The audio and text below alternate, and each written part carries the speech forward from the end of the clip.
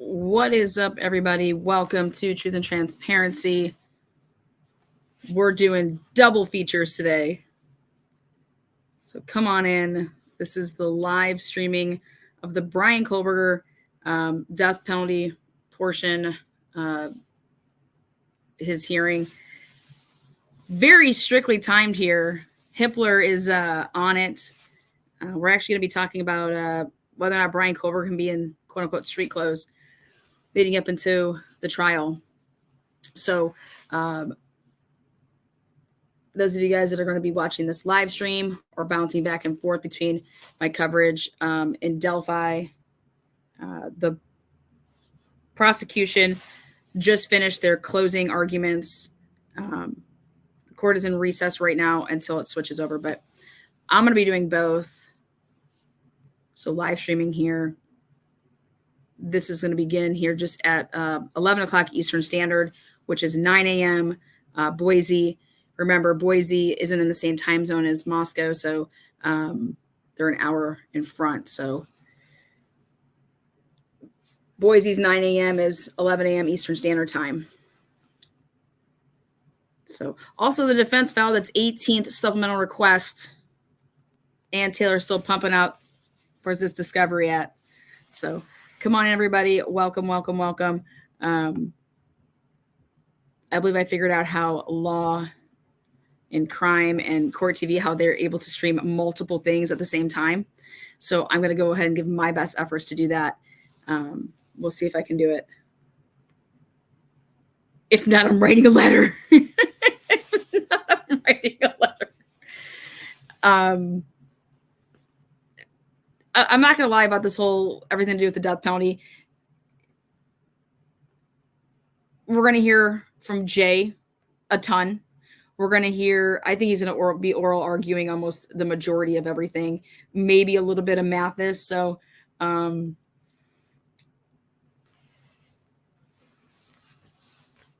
it's strictly timed. Each portion of the death penalty portion of the case that we're arguing today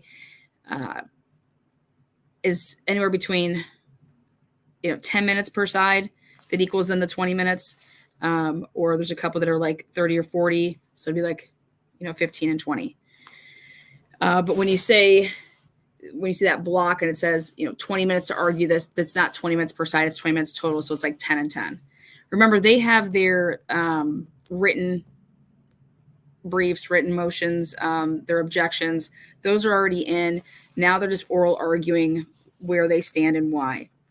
So they're giving the judge oral arguments on that. The state out the gate is objecting to two of the defense witnesses. So we're going to hear from that right off the rip after we hear about the street clothes. So street clothes is coming first.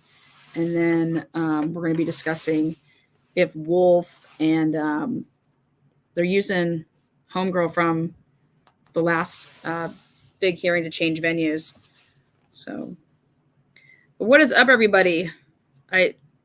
Literally, this is a lot. It's been a lot. It's been a lot.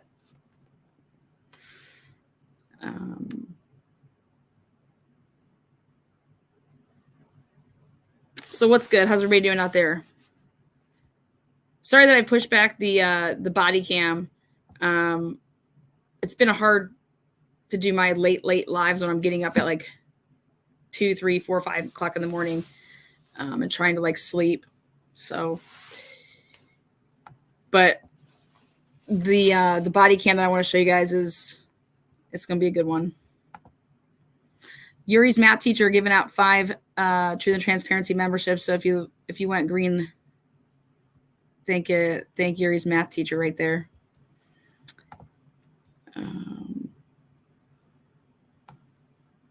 I had this all set up because I was supposed to be inside here for the defense's portion of the closing, and the way this is all falling, this is wild here in Delphi. The state only took about an hour, a little bit over an hour to do its closing, and so then they gave the morning break. And now the defense is going to start with still the people that are in before the lunch break. And they're not going to cut off the defense attorney in the middle of his closing to say, oh, it's lunchtime. We'll come back and let you finish this. So after lunch, I'm predicting to see that that's when jury instructions will be. And I think I told you guys, I thought that the jury would get that case over there in Delphi right around 2:00. So.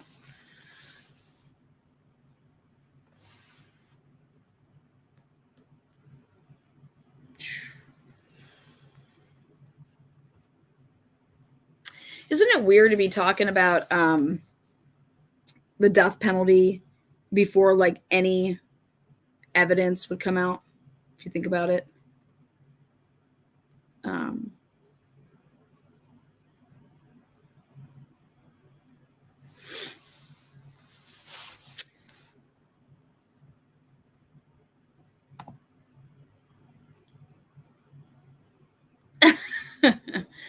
You know, when you think about that and that's actually in part of what Jay's going to be talking about. It's really interesting when you're going to talk about the death penalty and have this hearing, and we,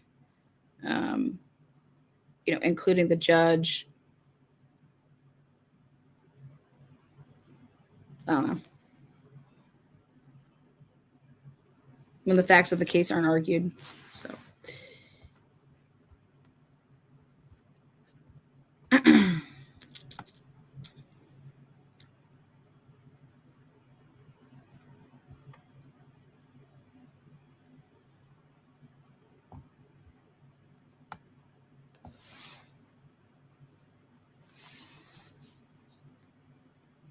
If you guys haven't seen these motions, I think I printed off anywhere between 500 and 600 pages that consists of all the stuff that Jay has written for the death penalty.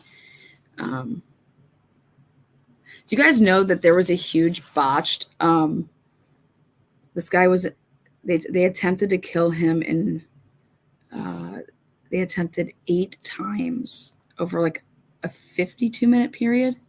And then finally they called it. Like, what the fuck? They tried to kill him 8 times with a lethal injection. It was botched. And now he's up, and I think it's November 13th that he is back on for his lethal injection. And I just, how, like, what? I just didn't even have any words. So you just keep sticking him with like this, like, what? I don't even know. Were people watching this, Like, what was his reaction? Was he just like sitting there? Like, what was happening? $4 super sticker. Thank you so much. Thank you. There were tons of hearings before the Daybell Valley trials. Yeah, I'm talking about just like the death penalty. Hearing to talk about the death penalty and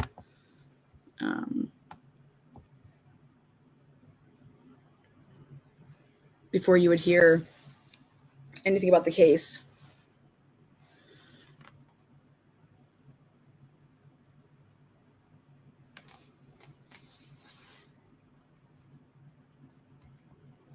I would think that once you want someone to have to live in prison for like the rest of their lives, I mean, killing somebody, like, it's just done, it's over with, and I don't know. Like, wouldn't you think that would be worse for somebody to have to live in prison the rest of their lives? I don't know, maybe they don't.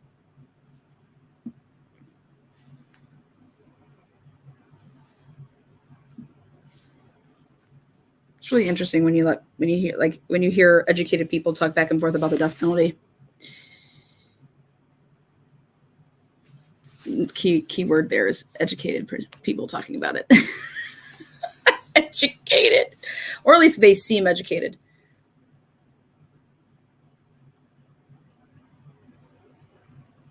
You guys, I have so much I want to say right now about what the fuck is going on in Delphi. It's not even funny. Like, I'm just keeping my, like, Lana, don't. No. You got people running a line outside that they don't even know what's going on. What's a closing argument? You want to go into the courthouse and you don't know why you want to go in there. Just want to be part of it, sit out here. This starts in 5 minutes. I mean, you got people taking up spots, literally, for what? For what? Oh, so that other people can't get in. That is the most fucked up shit I've ever heard in my life. You a hater, and that's just like, make a poster of you hating, and yet you're gonna sit in there and you don't even know what the fuck is being said. That's how you just know about someone's life. All right, please work. We're about to try this. I hope the Delphi jurors are logical. I hope that they follow the rules. I hope that they follow the rules and that they mean what they said when they spoke. That's what I think about the Delphi jurors. So,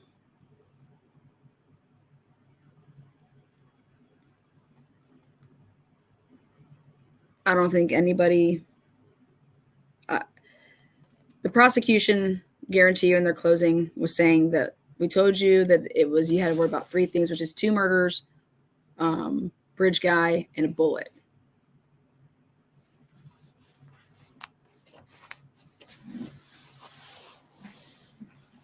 Well, you didn't prove beyond a reasonable doubt that Richard Allen's bridge guy. And you also didn't prove beyond a reasonable doubt that bridge guy,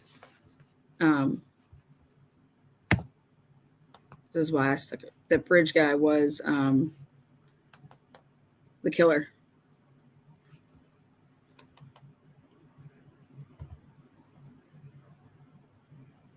So there's no physical evidence in that case. And I look at Brian Kohlberger's case and I'm like, okay, there is no physical evidence until you get to this whole sheath. But then coming to Delphi and listening to them talk about DNA and how you would take swabs for skin cells and that they couldn't pull any type of a profile off of, like, even like, you could say, like, way more evidence, I felt like, at Delphi, that they could have been like swabbing for skin cells, and they weren't able to make they weren't able to get full profiles. But yet here in Idaho, you were able to get a full profile off of a button sheath. I want to hear about this. Because based on everything that I heard in the Delphi case when I was there during the DNA testimony for their forensic lab personnel, she basically said that they wouldn't even go and use IgG, and they still haven't, like, entertained that yet. And yet here, the first thing that Idaho went and did is run and use IgG off of this button. Like, I want to see this. I want to hear about what type of profile they were able to hit off of that, based off of what I heard here. Because I think we got some problems. Because just like in Richard Allen's, in this case here, there's nothing physical. There's nothing digital tied to these girls. He didn't know these girls. There's no physical evidence against him. He actually went and, gave his phone, talked to them, went to the police department. And then they built this circumstantial case around still images off of a video tape that they didn't even get the videotape. The officer was taking shots off of, and then they somehow don't have the whole tape. So this just reminds me of things that I'm hearing, like, in this Idaho4 case, and I'm just like, what the fuck is going on?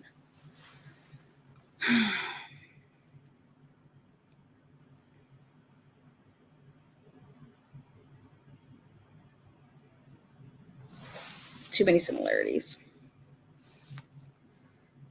All right. Yes, Showalter was arrested.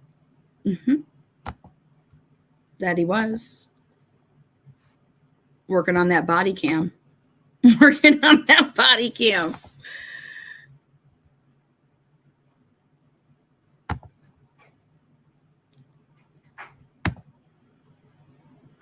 That's weird. Is this cutting in and out, this feed?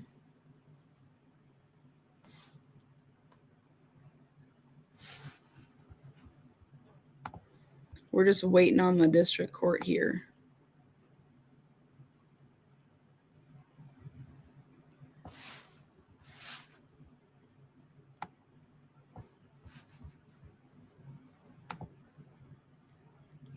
No? Okay, good. No, feed seems good. Thank you. All right, here we go.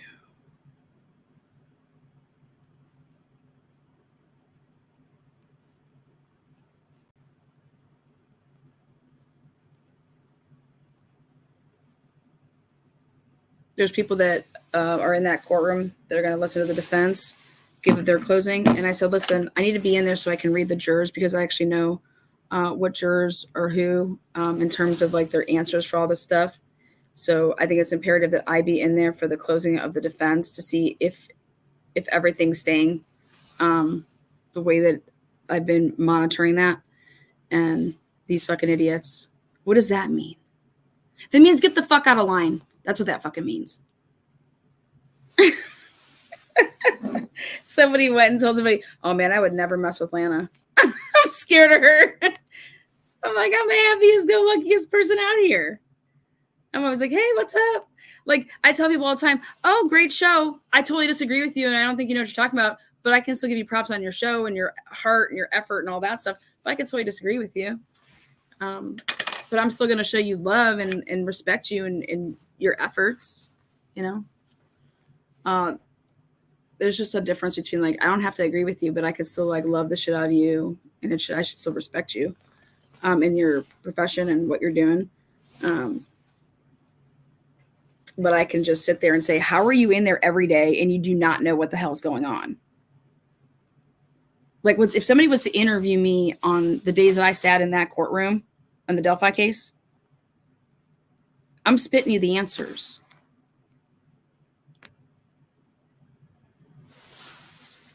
The comprehension of people, I just, woo.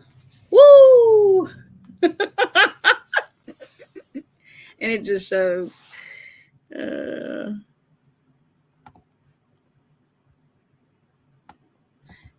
Showalter was arrested for disturbing the peace. I bet you it gets dropped. Cyber Ninja, thank you, Montana. Oh, Australia? Australian for beer. Deborah, shake it. Thank you. You know,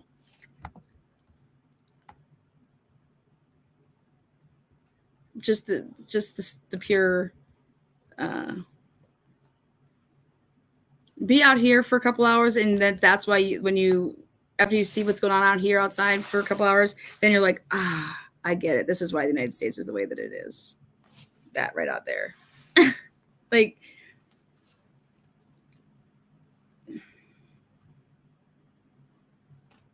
that's why you guys would never win like a competition, like a Survivor. Like, you guys just don't get it. Just totally out there.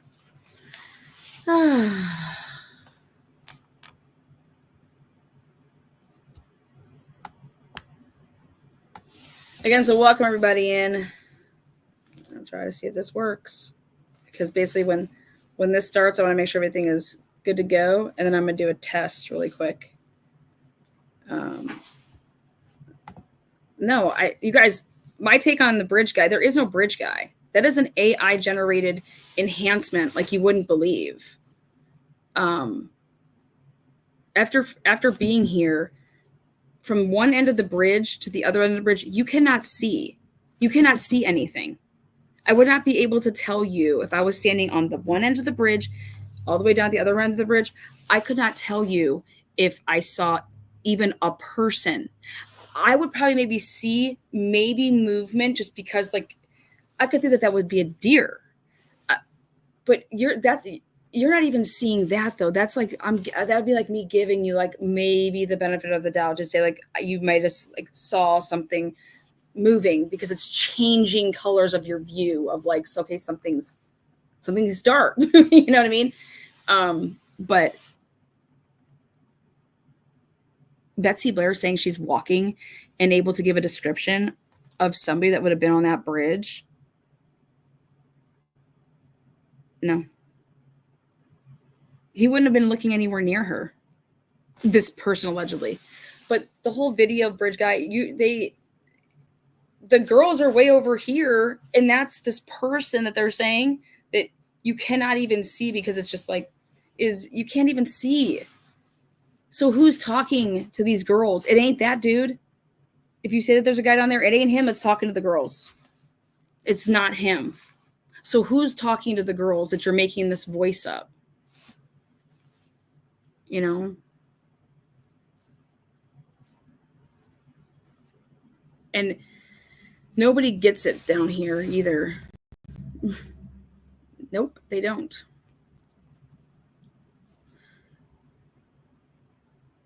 We're trying to report on things. So I have no idea why people want to be in there and they don't even know what's going on. Blows my mind. I can see if you want to be in there, hey, I want to be in there because I'm supporting the family. Well, yeah, that's why the families all have all those seats. But if people want to report on something and then you're the ones that are watching us for this reporting, it's like, what are you doing? The wild shit.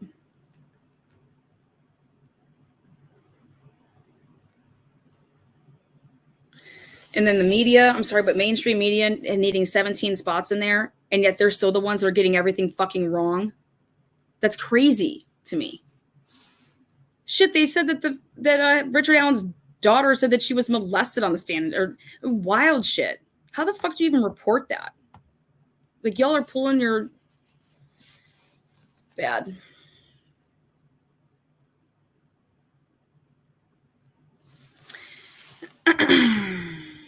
Oh, court will be beginning soon.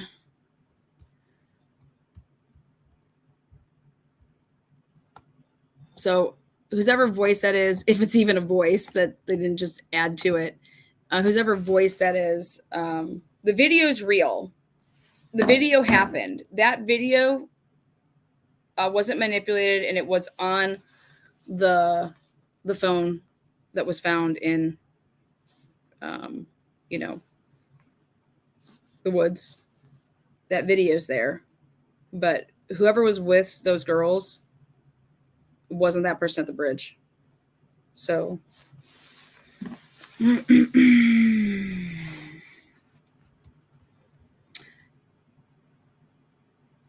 I'm heading down to the court here in a second. I'm making sure that I'm running 2 streams at once, so I'm seeing if it's all working the way that it needs to be. I'm over here human sacrificing. I did have one of the mainstream media people tell me that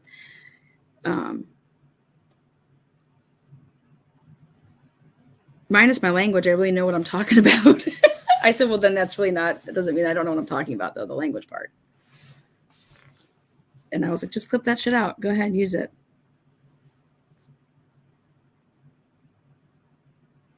I was like, I think I can just connect dots a lot faster. You guys will eventually get there, but I just can do it quicker.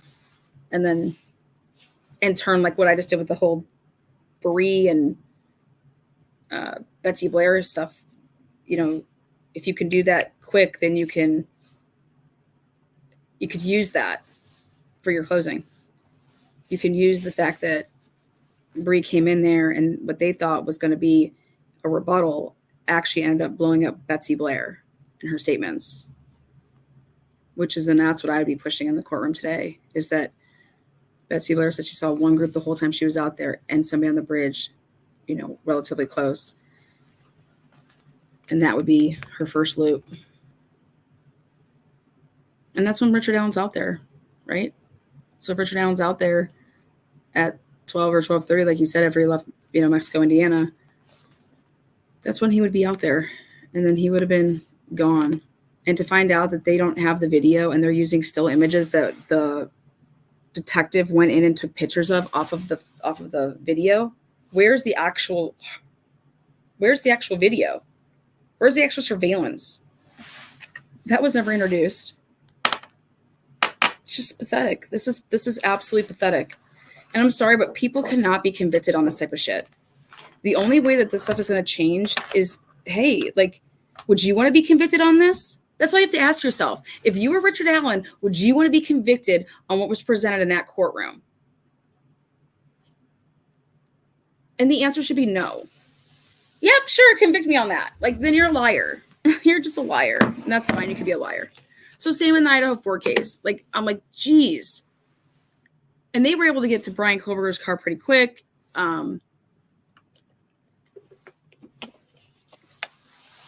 Also, Bridge Guy was exposed. Bridge Guy didn't have a gloved or like a Spider-Man outfit, So you're telling me the girls had no defensive wounds. Abby and Libby. There was stuff underneath their fingernails, but we couldn't get profiles. Well, Indiana, you suck. You have all these freaking half job profiles, but and the one that you do have is a cop. Ooh, crazy.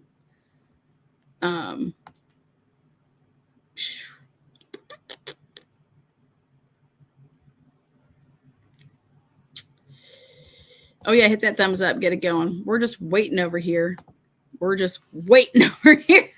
Court will begin soon.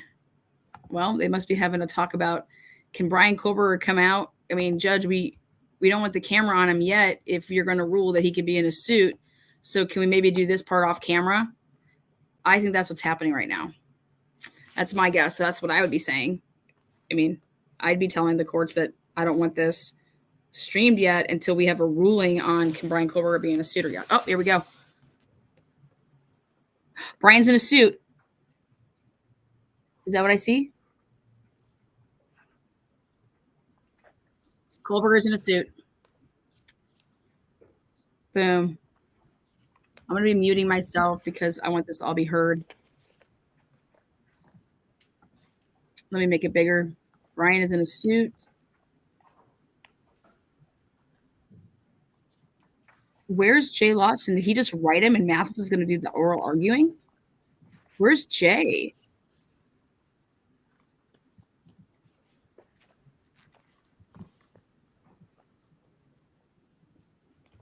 Where's Bill Thompson? Where's Bill Thompson? Backseat Bill, where the hell are you? Oh my God. Bill Thompson, I told you guys, he's dealing with that Brady. Backseat Brady, Bill Thompson. Where is he?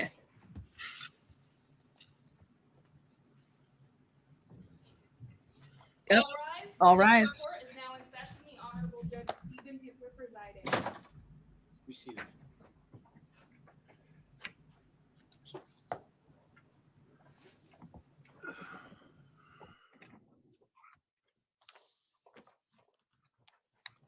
Can you guys still hear it if I mute myself?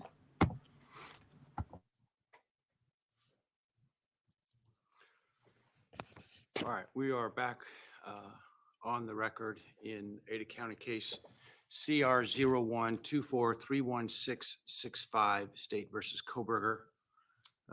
Counsel are present, I think with the exception of Mr. Logsdon, is that correct? That's correct, Your Honor. And counsel previously identified for the state are present as well. Is Mr. Thompson going to be on the? Okay. All right. So Mr. Thompson is appearing remotely.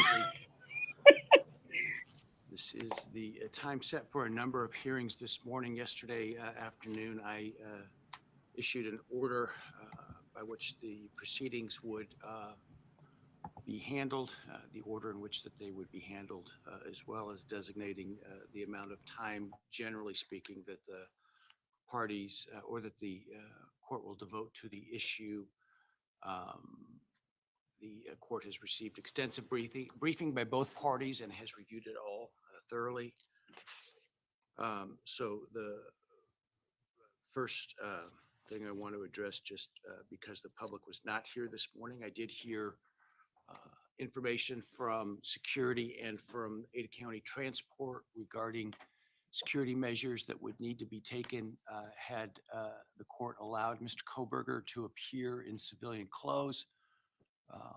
The state did not object to Mr. Koberger appearing with civilian clothes. The court has employed security measures and is comfortable in terms of the security and flight risk related to Mr. Koberger with those measures, and therefore has granted the defense motion to allow him to appear in civilian clothes.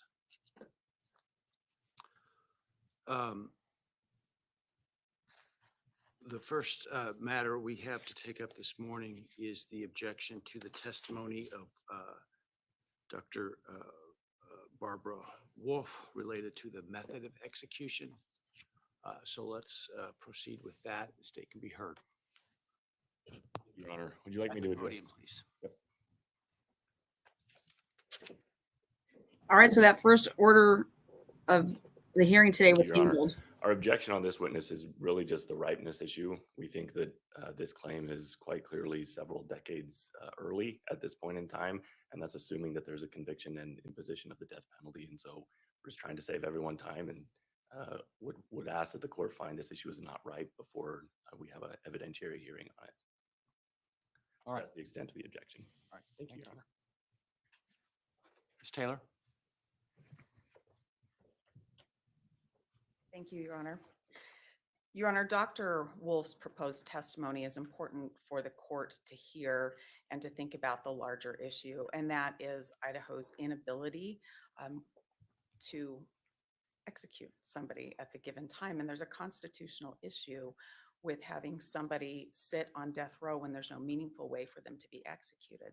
And Dr. Wolf's testimony will highlight for the court some information that may come up if Mr. Koberger's ever convicted, and if there's a death penalty, and if he faces firing squad as one of the options. Well, I'm not particularly convinced about your,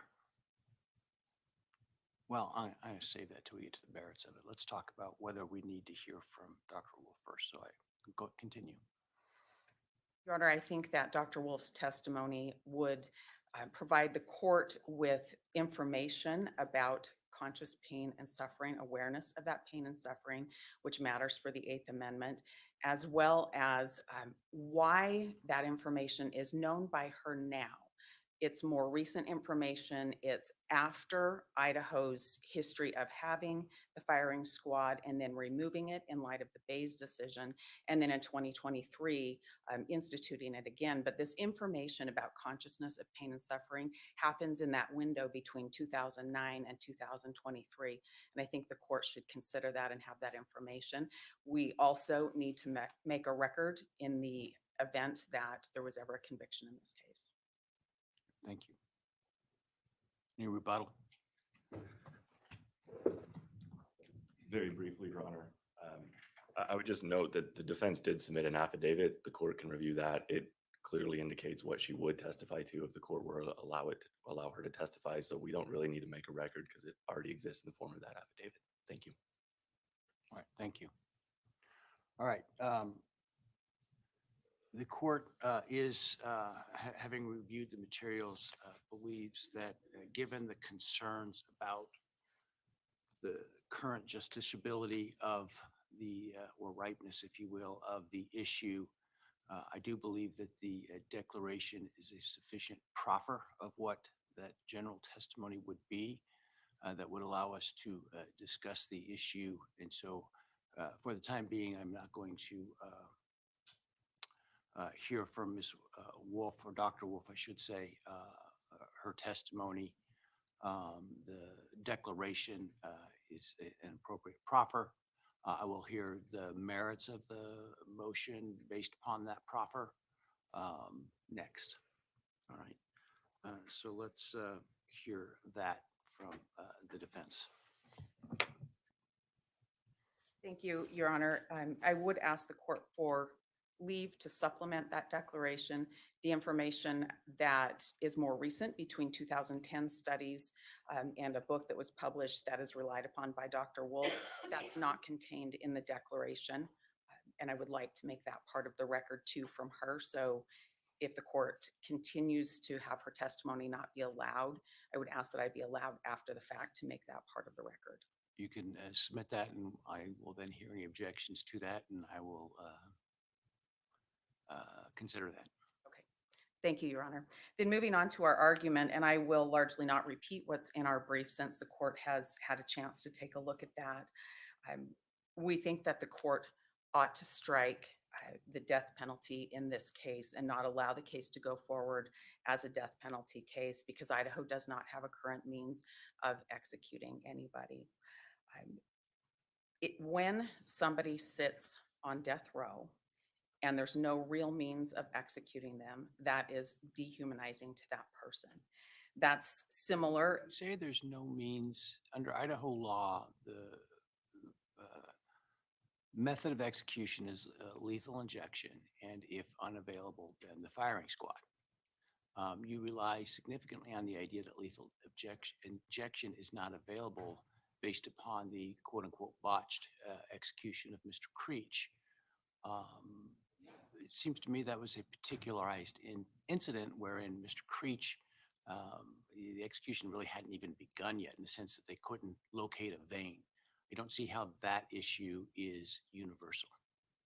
Your Honor, I would agree that Mr. Creech's, the situation that happened to him was unique to him. I don't think he's the only person that has ever had that happen. I'm not in the state of Idaho, but I think that that's happened before when the means of execution couldn't be employed at the time. But since we're talking about Idaho, I think we should look at what happened in the Pizzuto case too. And in that case, there was no ability to obtain the chemicals to kill him with. And so his execution, his death warrant expired without him being executed. After that happened, Idaho passed legislation that would allow the Department of Corrections to obtain the chemicals to kill somebody in secrecy.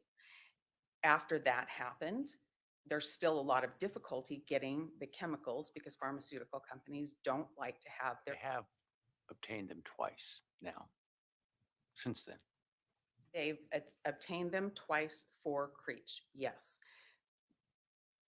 Now, something has changed in the death chamber for how they will try to execute Creech. I don't know what that is. That's probably one of those things that we'll learn a little bit more about through Creech's. Well, I think that they're going to utilize a central venous catheter. In other words, accessing a central vein rather than a peripheral vein. My understanding that there's federal law approving that procedure as well as a recent decision by the district court approving that procedure. I think that's the difference. And I think, looking forward, we just don't have those answers yet. We don't know how that's going to unfold.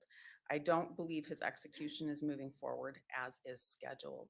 And if we look at the immediate history in Idaho, and that's what I'm looking at when I'm standing before you representing Mr. Koberger and saying to you that Idaho doesn't have a real means of executing someone.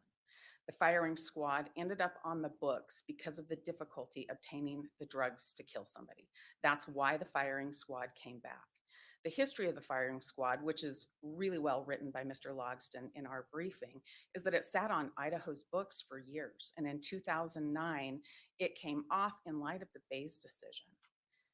When you think about it coming off in light of the Bayes decision, and you look at what's happened since the Bayes decision, we're going to talk about that a little bit later today when we're talking about evolving standards of decency. We'll talk about how things have changed in this country since then. But for these purposes, when you look at that and you realize Idaho brings it back in 2023, they bring it back because it's not reliable to believe they're always going to be able to get the chemicals to execute somebody. And that's the real problem here. The firing squad hasn't been funded well enough to be built. There I think are, they're building it right now, as I recall, from the media at least, that construction's actually underway. But I may be He wrong. listens to the media. well, I haven't talked to the director of the Department of Corrections, and that's probably who I would take my word from if that's actually happening right now. I think there's some additional problems with the firing squad, though. I think there's some problems with the way our statute lays it out too. If you read our statute, and the court just summarized it, it's lethal injection unless it's not available, and then it's going to be the firing squad. But the way that's written is that it's firing squad unless the director of the Department of Corrections says I have the chemicals and we can do lethal injection. And I think there's 5 days that exist for the director of the Department of Corrections to say, no, we have the drugs, we can do lethal injection now.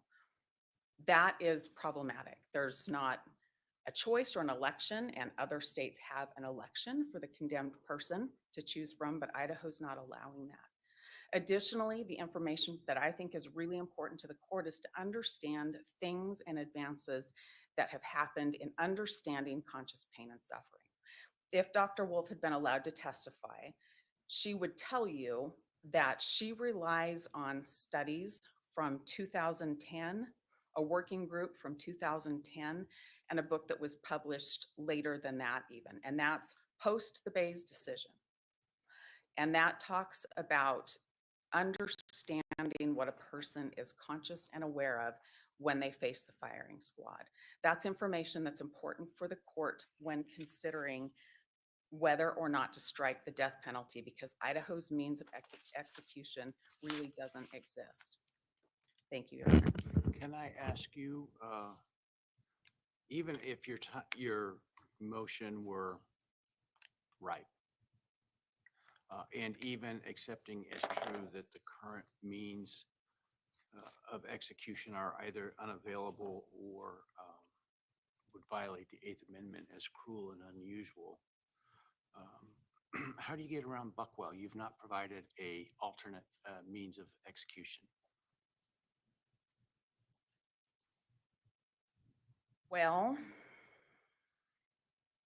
And I know, and I understand from your perspective, it's not something defense counsel wants to do, is to say, no, do it this way. Execute my client this way. But Buckwell provides that if you're going to challenge the means of execution, you have to, as a condition proceeding, provide a available or an alternate, I should say, means of execution. I would say to Your Honor that we're not at the place where we would have to make that decision yet.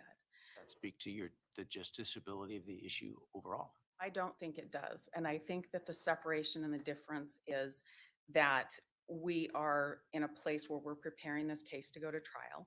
We represent Mr. Koberger, who sits there, an innocent man right now, but we're preparing this case as a capital case with all of the things that that involves, all of the requirements that are upon counsel that take a lot of time, a lot of work, and a lot of money to do this.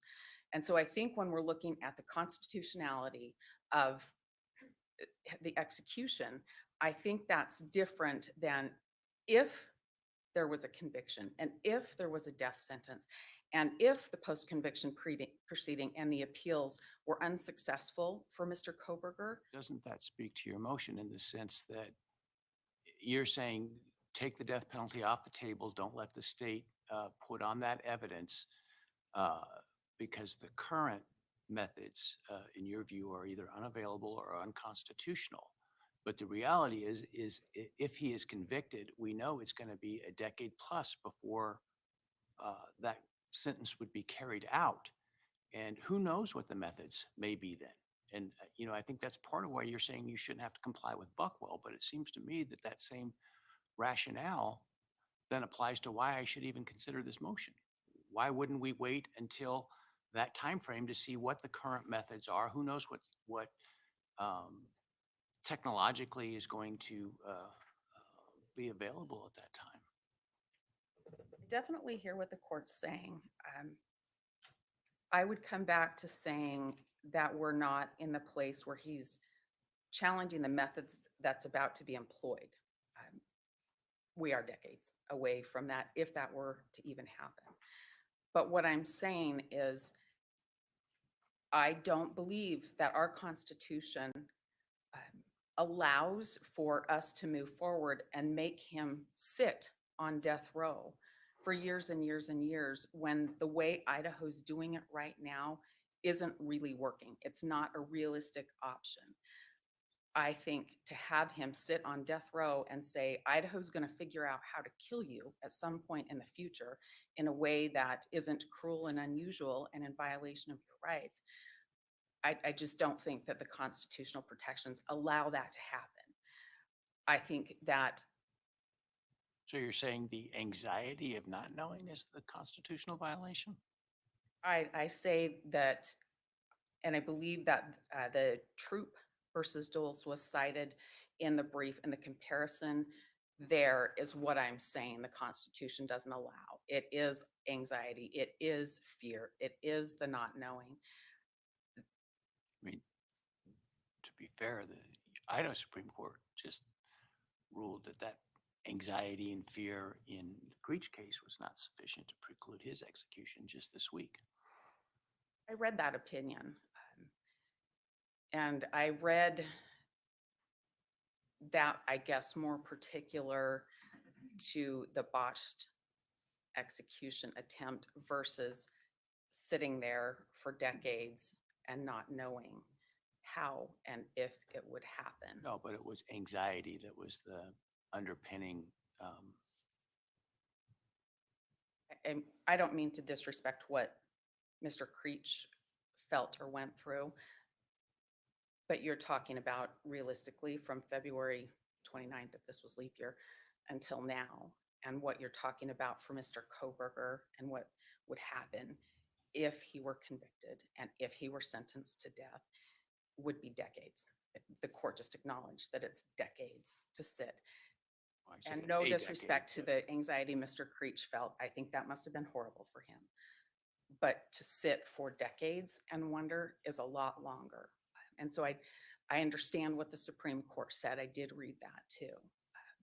But I think it's different when you're just starting out here in this circumstance. Thank you.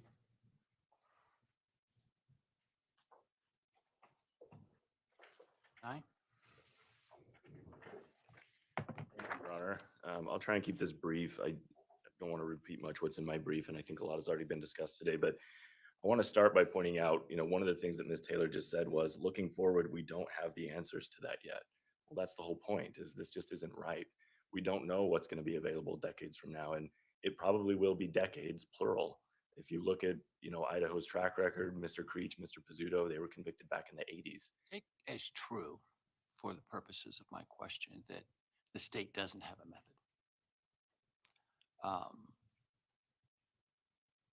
Should defendants be tried for and potentially sentenced to death when the state has no method of execution currently?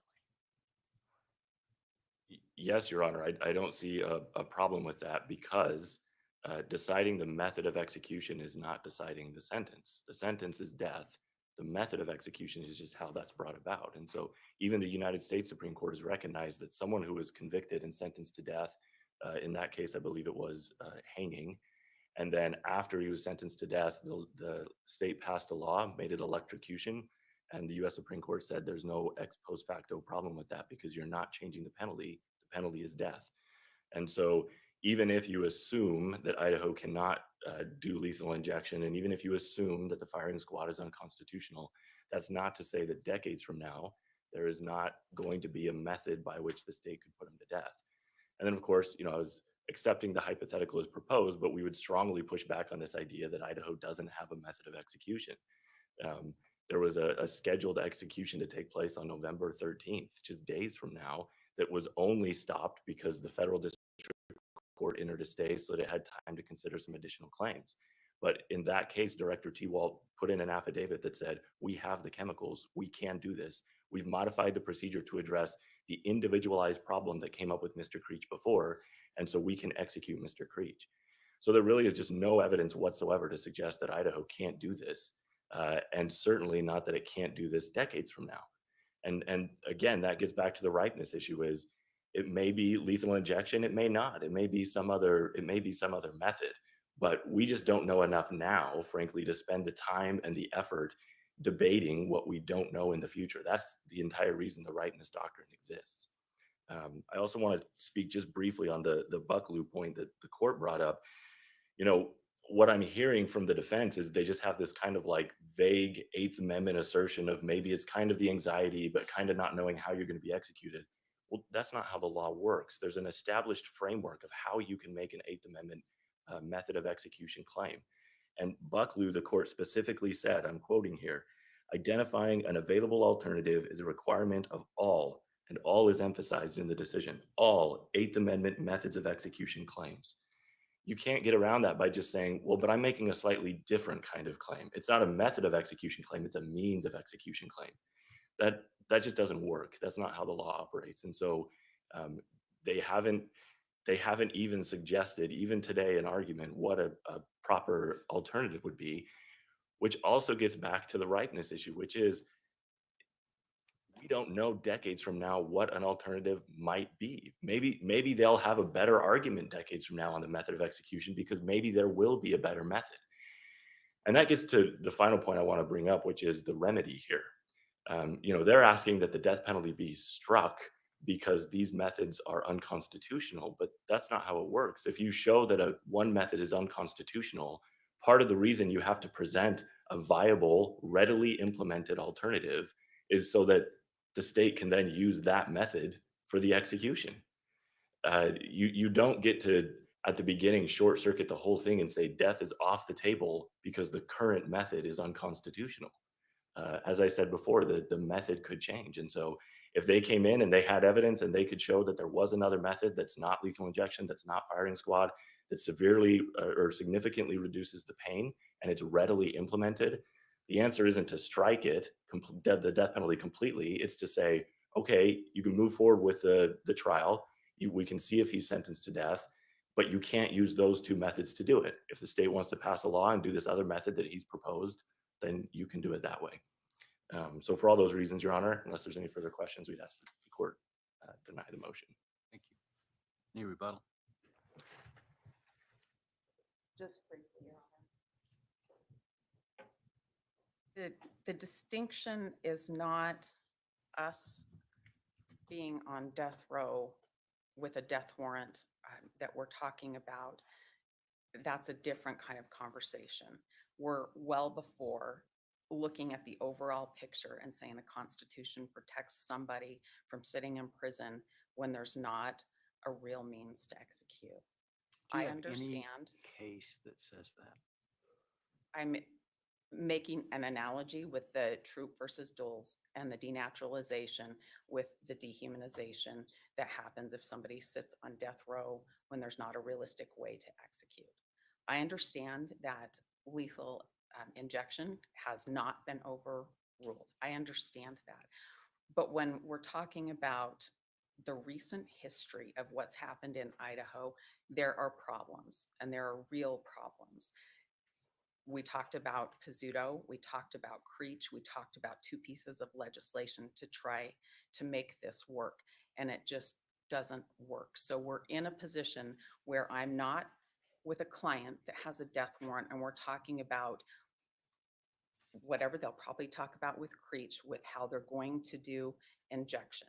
We're not talking about the marksman involved in a firing squad. We're talking about way back here when we're sitting with constitutional protections, and Idaho's got all these problems with executing somebody.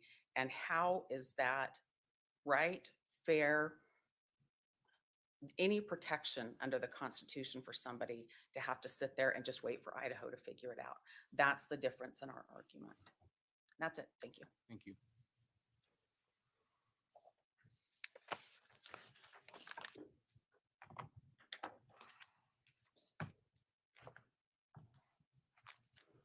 All right, court will take that issue under advisement and issue a written opinion with respect to its ruling. Next, I want to take up the objection to Professor Cover's testimony.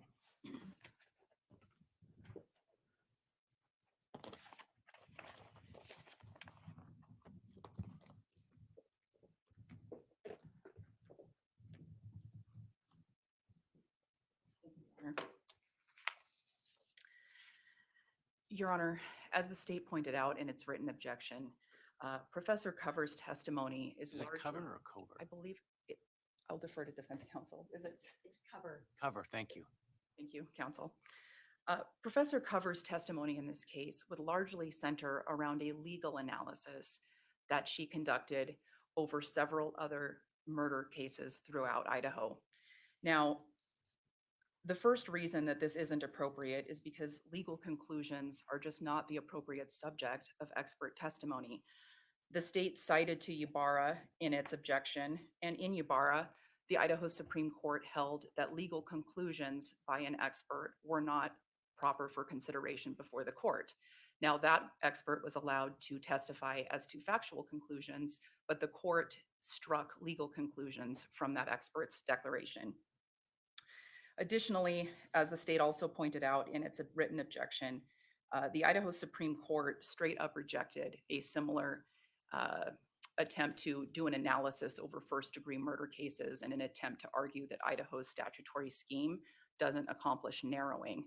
And so I think the court can look to the Hairston case where it was an almost identical argument, and the court found that it simply wasn't relevant, and also preclude Professor Cover from testifying on that basis as well. When the state received the PowerPoint that Professor Cover would be utilizing, many of these slides are simply excerpts from statutes. This PowerPoint itself is titled An Empirical and Constitutional Analysis, and that's largely what her testimony would be, which is a constitutional analysis leading to her conclusion that Idaho's statutory scheme just doesn't accomplish narrowing. This is a legal argument, and the state would ask the court to preclude her from testifying on that basis. Thank you, Your Honor. Essa? Good morning, Your Honor. The first argument that I'd like to address relates to Hidalgo. And in the Hidalgo case, the state of Arizona had actually conceded that there were statutory problems. And when the Supreme Court took that into consideration, the reason that they did not issue a cert was that they wanted a robust discussion about gathered data, analysis, and have that come under the scrutiny of cross-examination. And so that's my first point to you today, is that the United States Supreme Court wants what we're wanting to accomplish here today with Professor Cover. They want that discussion to occur so that the data is and studies are scrutinized and discussed, and a trial court like you has the ability to make a full assessment. Reading a paper doesn't allow you to do that the way that the expert who did the study can explain it. The other point that I want to make is that as it relates to the Hairston case, I pulled the underlying briefing in that. So the underlying briefing in Hairston was a direct appeal and a post-conviction appeal, and they were consolidated. And the study that Dr. Jensen did was nowhere even close to what the study that Dr. Cover did. But the court's thrust was that the legal analysis is not whether the statutory aggregators cumulatively narrow the class of first-degree murders eligible for the death penalty. That's not a relevant legal analysis. The legal analysis is whether an individual aggravator does so, that it excludes rationally first-degree from among first-degree murders within that particular aggravator. And as I understand Hairston, it's just not a relevant issue. It's not a legally, it's not an issue that upon which the question turns. Well, Hairston was decided And that to, I'm a trial court and not the Supreme Court. and I'm sorry I interrupted you. No, that's okay. Hairston was decided in 1999, which was a long time before Hidalgo was decided. And so the United States Supreme Court has absolutely made the issue ripe and said, we want to hear what the specific data is, and we extend the invitation for that to be done. The study in Hairston was framed as, did Idaho's method of compelling financially burdened counties to bear the cost of litigation in capital cases result in arbitrary and That was capricious the claim of application? geographic discrimination. Pardon? Wasn't that the claim of geographic discrimination? It was based on money and whether or not an urban That's versus a different from non-urban. the issue of what the relevant legal framework is with respect to whether or not the aggravators are overbroad or over-inclusive. I as a agree. whole. I agree. But before we get to even there, Judge, which would come under our motions to strike, the heinous, atrocious, and cruel, and utter disregard, and propensity, the other motions that we have before you, we first have to focus on the eligibility and looking at eligibility of the death penalty in the state of Idaho, which is a legislative function that looks at the statute and then the aggravators as a method of narrowing, and whether or not that results in arbitrary and capricious application for purposes of the Eighth Amendment. And that's what Professor Cover's study addresses. Correct. It doesn't address whether an individual aggravator is itself overly inclusive. It doesn't do it based on, in fact, she generalizes the aggravators as quote unquote the fuzzy ones, I think is what she called it. And then the, I can't remember what the name. Clear. The clear ones Right. were.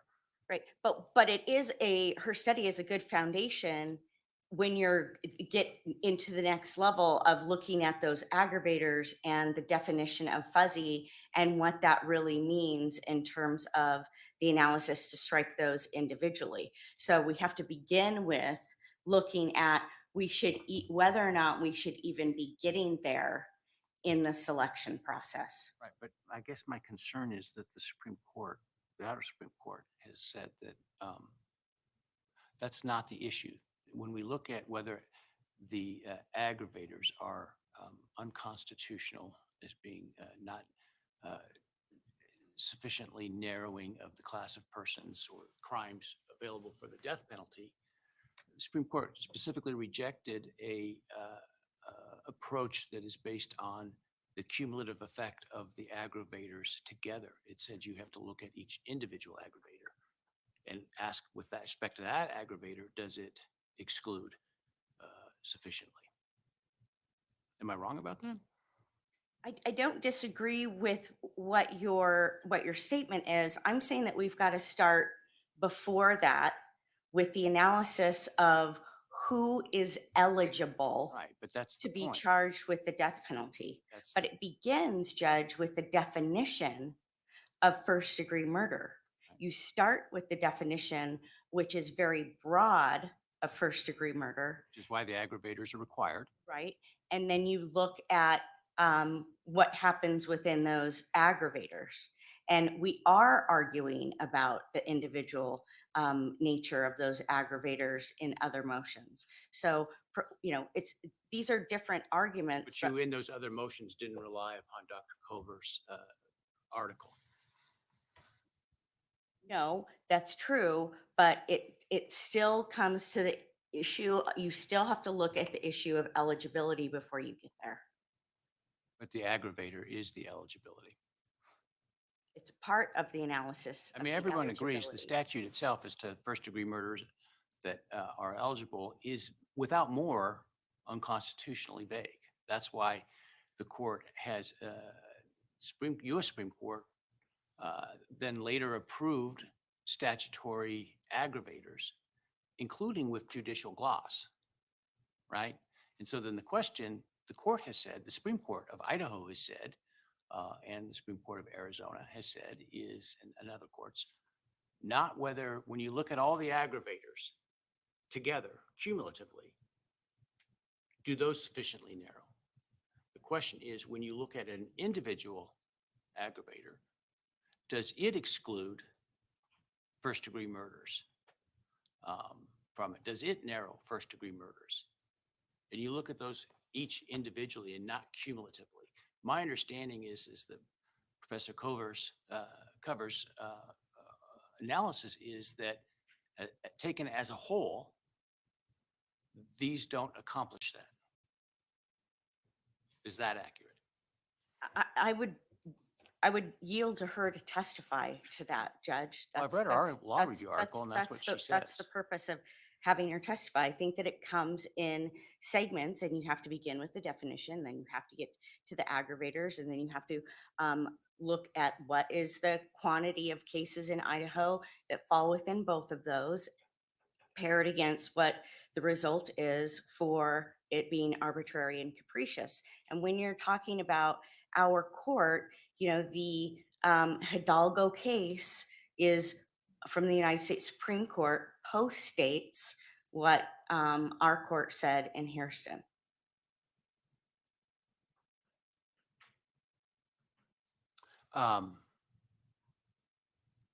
The other concern I have, well,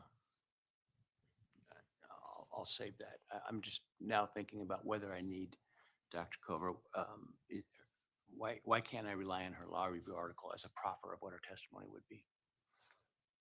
Well, Judge, you are the trier of fact here, and it's important that you listen to, I believe, to make a reasoned decision, hear testimony, and hear that testimony be confronted and cross-examined. And that's what the United States Supreme Court said. I mean, if the state were to stand up here right now and say, hey, we concede, the statute's overbroad, the aggravators 11, everybody fits. What the United States Supreme Court has said is, we appreciate that concession, Arizona.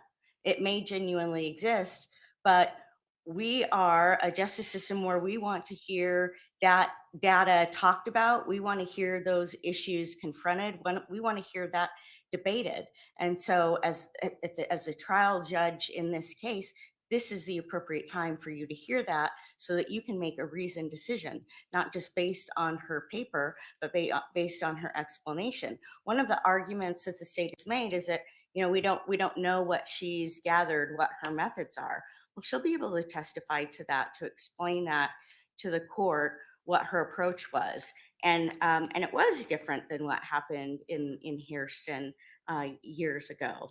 And so for that reason, this court should hear that so that you can make a reasoned decision.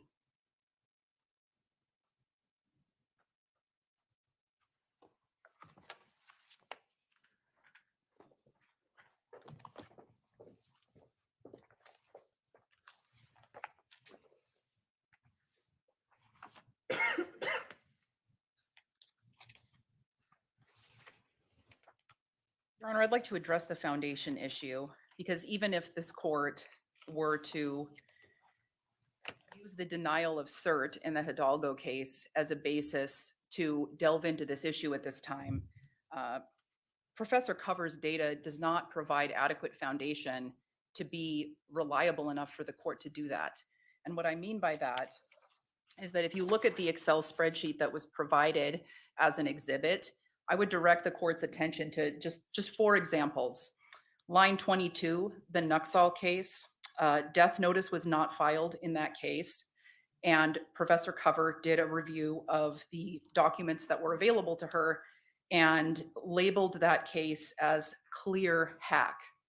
Now, the significance to her designation as clear hack is that elsewhere, when she designates cases as hack or utter disregard or propensity, which she describes as fuzzy aggravators, she doesn't designate everyone as a clear aggravator. She only designates this one in particular and potentially others as clear, which then calls into question, well, are the others not clear? And potentially did the prosecutors who were determining whether or not to file death perhaps have more information available to them that enabled them to determine that in fact that those aggravators did not apply. The next I would direct the court's attention to would be the Huntsman case, line 33 in that spreadsheet. That case was labeled utter disregard / propensity ? Again, if Professor Cover can't determine for sure whether or not these labels apply and has to place a question mark in there, and she's relying on the court record, not necessarily the entire body of evidence that the state would have had before it when it determined whether or not to file that notice, again, she isn't even sure herself, at least according to the spreadsheet, if those designations apply. Carlos Alonso Sandoval, line 44, her notes indicate possible hack. No death notice was filed, and according to that spreadsheet, it would have been included in her study. Yet she writes possible hack. And there was no clear aggravator in that case, I believe, Your Honor, which means that, again, we're including this case based on the fact that she's designating that it might apply, possible hack. Finally, I would point the court's attention to line 52, Angela Cervantes. The state did not file a notice of death in that case. Now, there was a clear aggravator, according to her, for kidnapping. But again, when she lists whether or not a fuzzy aggravator applies, she writes utter disregard with a question mark. Again, Dr. Cover is relying, according to her article, on documents she was able to obtain from transcripts from the state appellate public defender's office.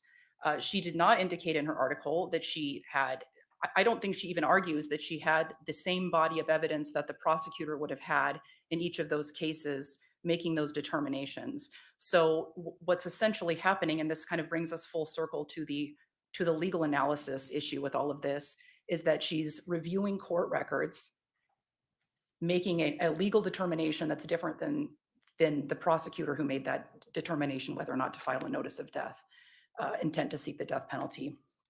This is not a reliable body of evidence upon which the court could even make that determination, if the court even wants to consider it as evidence, which in the state's position, it's really just a legal analysis where Professor Cover is just reaching a different legal conclusion based on court records and providing a statutory analysis. And so the state would just argue that her article is a sufficient proffer. We would ask the court to grant the state's motion and to disallow her from testifying today. Thank you, Your Honor. Thank you. Rebuttal? Oh, actually, that was the rebuttal, wasn't it? If you'd let me talk, I will indulge you for, Thank you. my schedule is already shot to hell, but we'll indulge you. Judge, we will be able to get through in one day. I think that what the argument that the state just made feeds my point, which is they're drawing conclusions off of the raw data without talking to the expert. You know, when an expert provides their spreadsheets and has notes without asking Professor Cover what a question mark means, what the exact records were, why she used those records, why the conclusions she drew were drawn. You have, first of all, you don't have the exhibit because it has not been admitted. It's been provided to them because they were raising issues about wanting to see the data. Where if she's allowed to testify, she can talk about that. This is the data that she used with respect to her law review article. Correct. To draw her conclusions and do her study. And so, And that law review article was as of 2019? yes, yeah, yes. And so I think that the state just actually made the exact point that I'm trying to make to you. Thank you. So since I have you, you brought up Hidalgo, and you talked about the Supreme Court doing this. My reading of Hidalgo is it sure was denied. A minority of justices issued their own statement in which they thought it would be important to gather additional information. The court itself did not. Am I correct about that? Well, you're correct that cert was denied, but Hidalgo has been viewed across the United States as an invitation. It's not just Idaho that's done this, done a study. You know, other states have done the same at the invitation of the Supreme Court An because invitation of of, 4 of 9 justices of the Supreme Court. correct, it's still an invitation, and it's been accepted as an invitation. Thank you.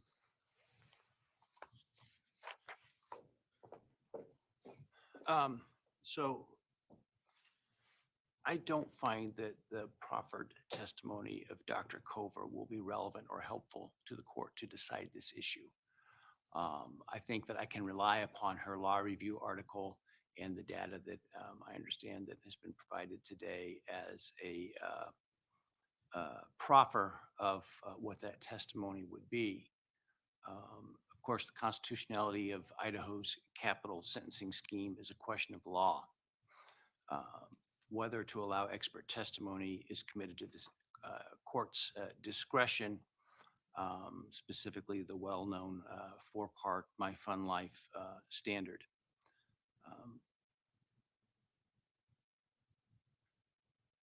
Opinions as to the law are generally not admissible by experts.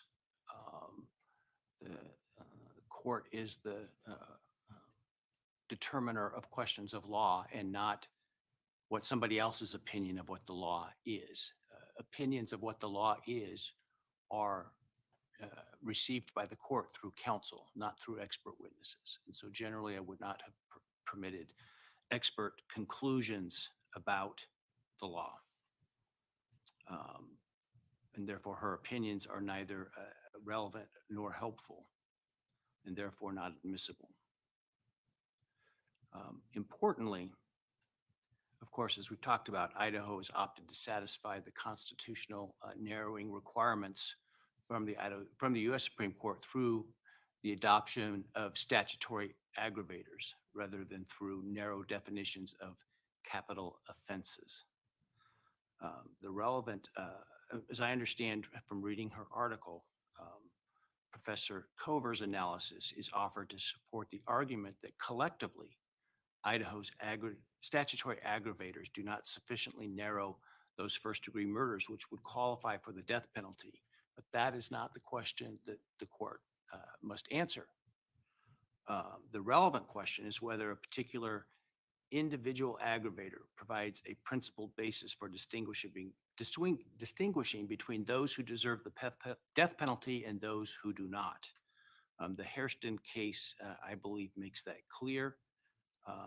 The court is bound by binding precedent of the Idaho Supreme Court on this issue. And therefore, I don't feel the need to take Dr. Cover's testimony. I think the issue is sufficiently preserved through her law review article and the data that was provided. Now, if I look at this when I write this issue up, I certainly can invite counsel and Dr. Cover back at a later date to provide that information or to help clarify some of that information.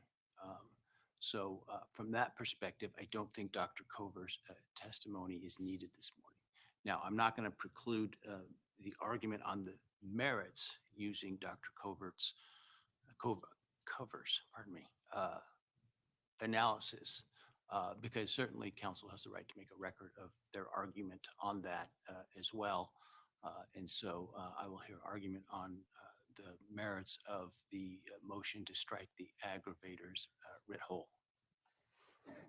This is not the argument on the individual aggravators, but on the collective aggravators.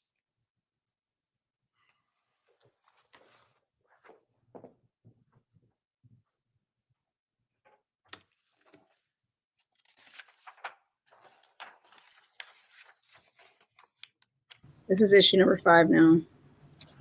We are asking the court to strike the death penalty because in Idaho, there is no narrowing of eligibility, which results in arbitrary imposition of a death sentence. We are also asking the court to strike the death penalty as a violation of the Equal Protection Clause. I will argue narrowing first. When it comes to the determination of eligibility, it begins with the definition of first-degree murder. And when the definition of first-degree murder is looked at, then the next thing that happens is looking at statutory aggravators. And the reason that those two things exist in Idaho and those steps in analysis exist in the United States is because of the Furman case. It's important to distinguish between eligibility to be charged and selection, which is at a post-conviction phase of a case. And so our argument and our focus for this issue is on the eligibility phase. What Your argument defendants- doesn't consider the weighing of mitigators against the aggravators is what you're saying, and the appellate review available. You're simply focusing on whether collectively the statutory aggravators narrow the class. Let me answer the mitigation question first. Mitigation is in the selection Right. phase. That's what I'm saying. So I'm not arguing about that. I'm going to step and grab my water. Sure.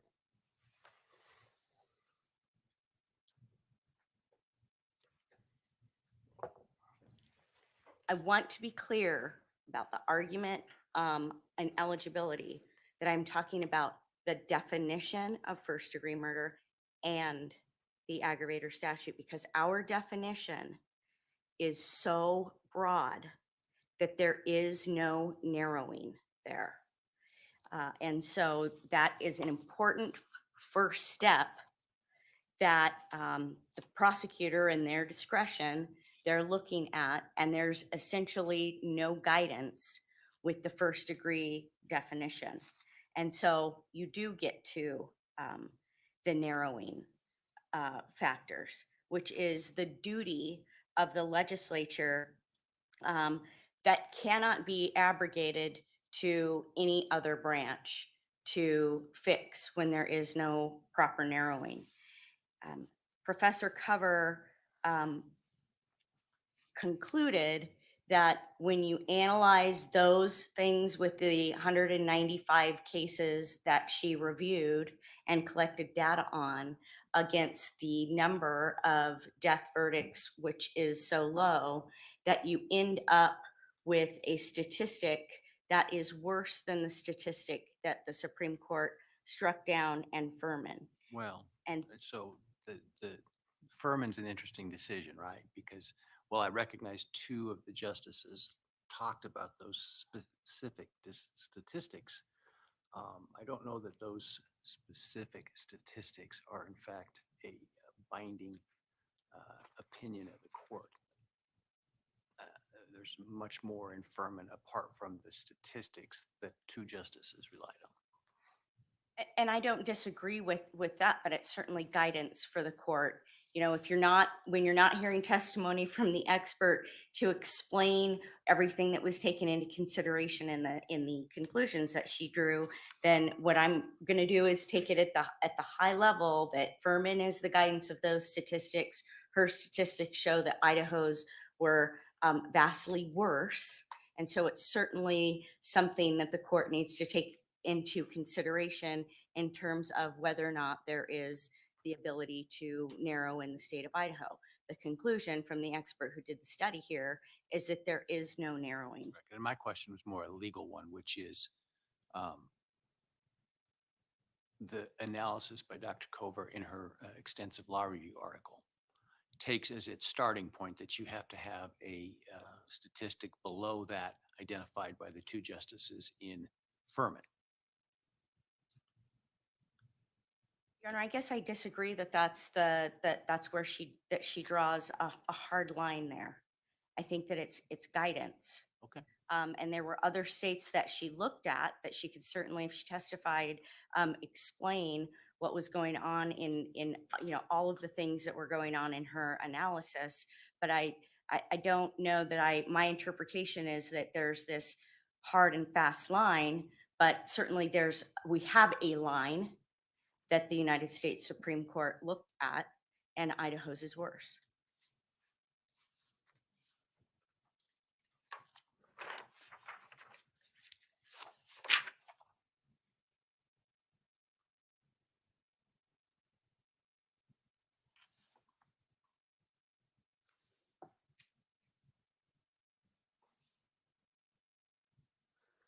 So the problem when you have no narrowing is that instead of it being a situation where the worst of the worst are being charged with the death penalty, everyone falls within that category.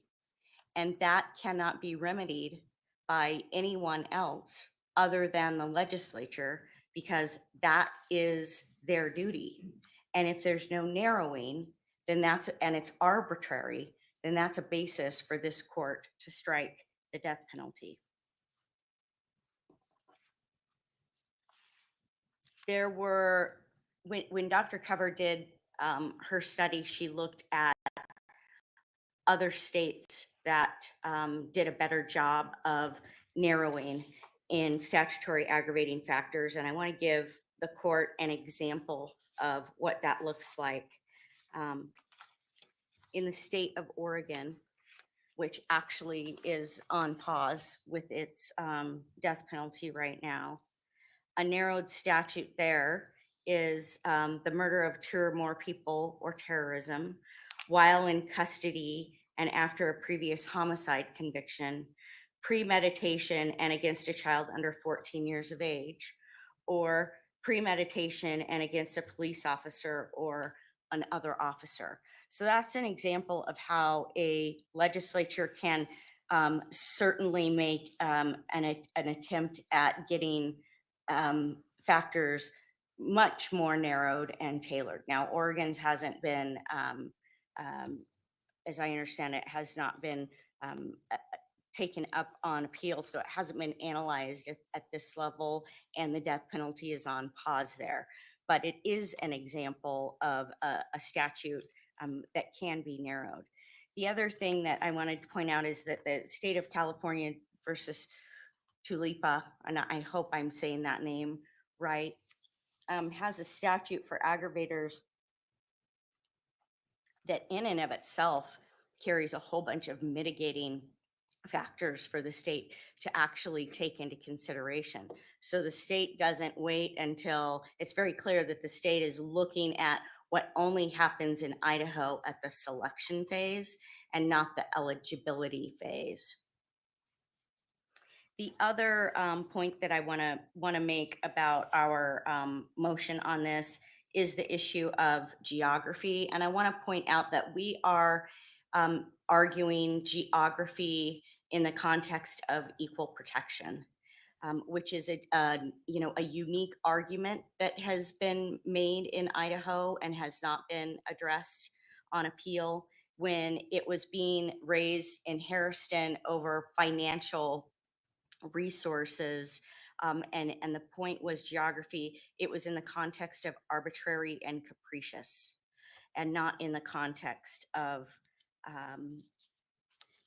equal But protection. as I understand your analysis is that the geographic, there's a predilection for capital cases to come from geographic centers of large populations, correct? Correct. Client's case does not stem from one of those. That's true, Judge, but this is not, we're not talking about the facts of our client's case right now. We are talking about Idaho's Your claim statutory is scheme. on the whole, your claim is that it violates equal protection. Correct. And not only on an Idaho level, but also on a national level, when you take into consideration how many states have stopped using the death penalty or paused using the death penalty. So it's geographical at a state level, and it's geographical at a national level.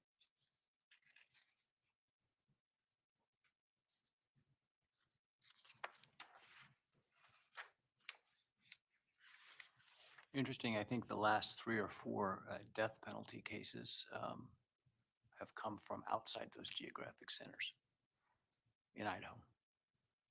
In terms of the southeastern Idaho. 2 in southeast Idaho, and I recognize one was death penalty was taken off the table for reasons outside the control. Well, I suppose not ultimately outside the control of the state, but because of the state's failure in discovery. This case And then I believe there was another one up in the second district relatively recently that then was resolved. Yeah, and I can't dispute that still does not eliminate the fact that in Hairston, the Dr. Jensen concluded that there was a geographical issue, and in Dr. Cover's study, she made observations about geography as well. But even she's confessed she couldn't make any conclusions based on that. And that was why I used the word observation.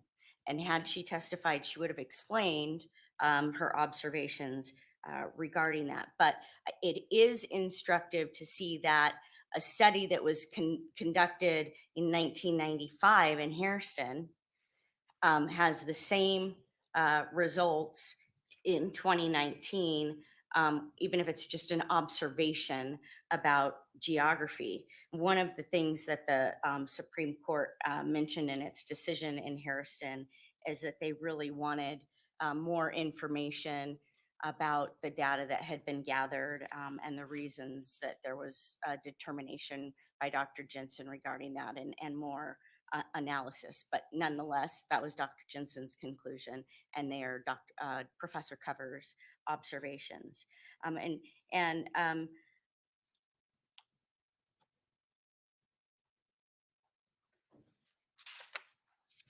For those reasons, we are asking that you find, based on Professor Cover's study, taking it at face value with its conclusions and providing you with the data that we will look at and redact If names. I go there, in other words, if I accept that there's an actual valid analysis to be done here, would you agree that I need to look at cases since 2019 as well?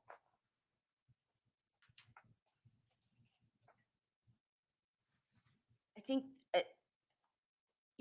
Judge, that the point of bringing in an expert today to talk about a study is that that's her expertise in gathering the information and putting it into a compilation.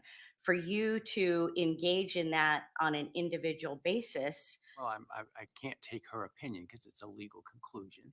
Looking at her data, which is 5 years old now, it seems to me that if I were to engage in that, I would have to look at the data as of today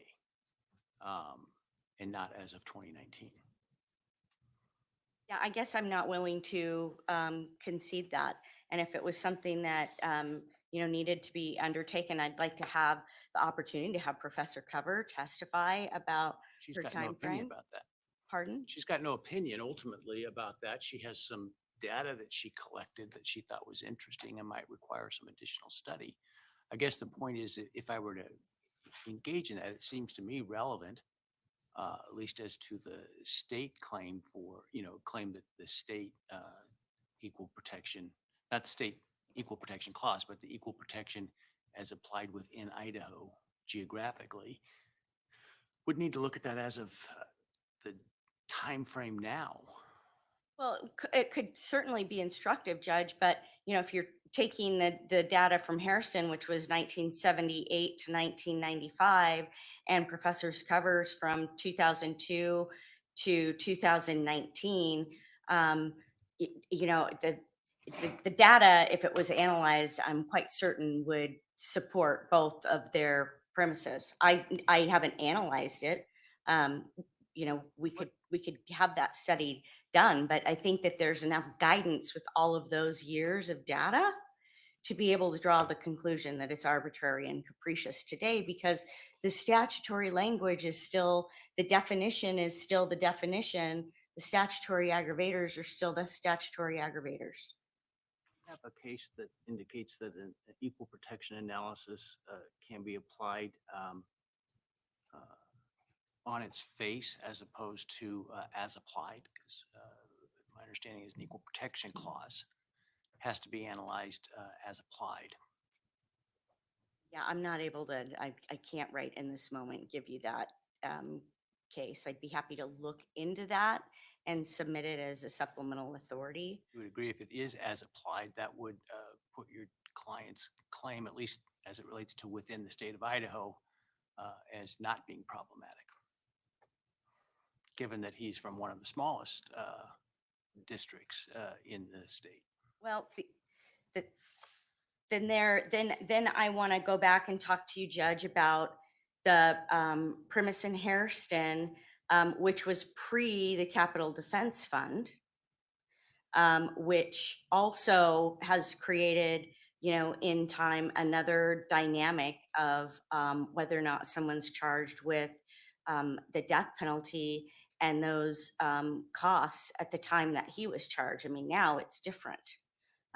So yeah, I'm not going to concede that as applied, it just simply doesn't fit. I think that there are greater questions than that, but I don't have a case to point you to exactly. I don't think that has been, it hasn't been raised in Idaho. We're making the first equal protection. I mean, in other district court cases in North Idaho, Mr. Logston has raised this issue, so I don't want to say And rejected you're in the those- first. in all of those. Right, but it hasn't made it to the Idaho Supreme Court, to the appellate courts. I just don't see how, as applied, you've provided the court any information where I could conclude that because your client is from one of the geographic districts you claim is the does not get its fair share of capital cases. And we did not submit that argument in our brief. All right, thank you. I think you've used your time.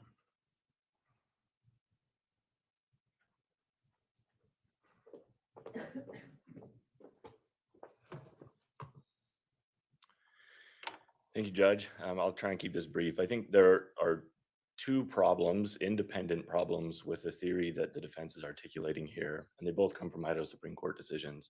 The first, as this court has noted, comes from Hairston, where the court said this just isn't how you do the analysis. You don't cumulate them and then do What's the analysis. intellectually wrong with that analysis, though? With cumulating and then I mean, I understand the legal cases may not be supportive of the defense's claim, but from an intellectual analysis, if the point is to make the death penalty less arbitrary, correct. why wouldn't you look at the net or the cumulative as opposed to each individual compared on its own in isolation? So, Your Honor, I think to answer that question, looking back to kind of how this was developed with the aggravating factors, the idea behind the aggravating factors is that you have to be able to show that this person is morally worthy of the death penalty. And so if you have individually analyzed every single factor and every single one you found constitutional, then it doesn't matter if in every case you could apply one of those factors, because that factor is a reason why that person is morally worthy of the death penalty. And so it's not an arbitrary and capricious system. It's not left to the whims of somebody. But if you have so many aggravators that on the whole would essentially apply to any first degree murder, then isn't it just left essentially to the prosecutor as to which cases are or are not worthy to bring as a capital case? So absolutely, the prosecutor would have a lot of discretion in that. I don't know that I agree with the characterization that it's left to the prosecutor, because of course the prosecutor has to prove that aggravating factor beyond a reasonable doubt. And if they can prove one of those aggravating factors beyond a reasonable doubt to the jury, and the jury finds that, then that person is now worthy of the death penalty. And again, when we instruct the jury, we don't instruct them to consider all of the aggravators in the aggregate. We tell them you have to consider them individually. We tell the state's required to present non-duplicative evidence for each aggravator that it's going to assert. It can't just throw out a blanket of aggravators. I think focusing on single aggravators is consistent from beginning to end of our entire system. And so I don't see a problem with that analysis that the Idaho Supreme Court said that that's not how you do this. And I would note, I think the court has mentioned this as well, it's not just the Idaho Supreme Court. There are many courts who have rejected this approach. The defense hasn't been able to point to a single court in any state, in any jurisdiction, that has used this cumulative approach to attack the death penalty or the statutory scheme of the death penalty in any state. So I think the court was right in Hairston. Clearly, it's binding precedent. You know, the defense in their reply brief, they tried to say their response to Hairston was, well, that was when judges were doing the determination. And I just don't see the relevance to that, logical or otherwise, how that would matter on the narrowing part. They point to Hidalgo, which they brought up multiple times today, which is a dissent. It has no binding authority. It has no effect whatsoever on the case. So they just can't point to anything to say that Hairston doesn't apply today. It does apply today, and the Idaho Supreme Court has rejected that approach. So that's the first reason why this fails. But then even independent of that, there's a second reason, and that is the defense is relying on this narrowing process that has been described by the United States Supreme Court. I believe the most recent case that they've kind of walked through that was the Tulipa case. And in Hall, our Idaho Supreme Court talked about Tulipa and exactly what that test requires. And they were in Hall, they were analyzing a single aggravator because that's how you do this. And it was, the court acknowledged that, yes, this would apply to many, many murders, but it doesn't apply to every murder. And that's all that Tulipa requires. So the way, even if it were appropriate to aggregate all of these circumstances, the appropriate narrowing question is, does it literally apply to every single murder? And even Professor Cover's analysis shows it doesn't. It's a high percentage, but it's not 100%. And so it would pass the narrowing requirements of Tulipa as interpreted by the Idaho Supreme Court, even if it were proper to aggregate these together. Your Honor, in terms of the equal protection claim on geography, I think, you know, here again, they've run into a problem with the Idaho Supreme Court. A similar claim based on geography was raised in Hairston, and the court rejected it. The court not only rejected it, the court instructed future defendants, if you want to bring this claim, here's what we're going to need to see. And they said, in order to show that the imposition of the death penalty in Idaho is arbitrary and capricious, there must be some empirical evidence connecting the discrepancy that appears to be shown by Dr. Jensen's study and one or more impermissible factors. And the defense has been aware of that, and instead they bring a study where the person who conducted the study acknowledges, I can't show that. That it's just not sufficient. It's not sufficient to make any kind of, at best, they've shown a statistical discrepancy, and that is not sufficient to claim some kind of constitutional violation, any kind of constitutional violation.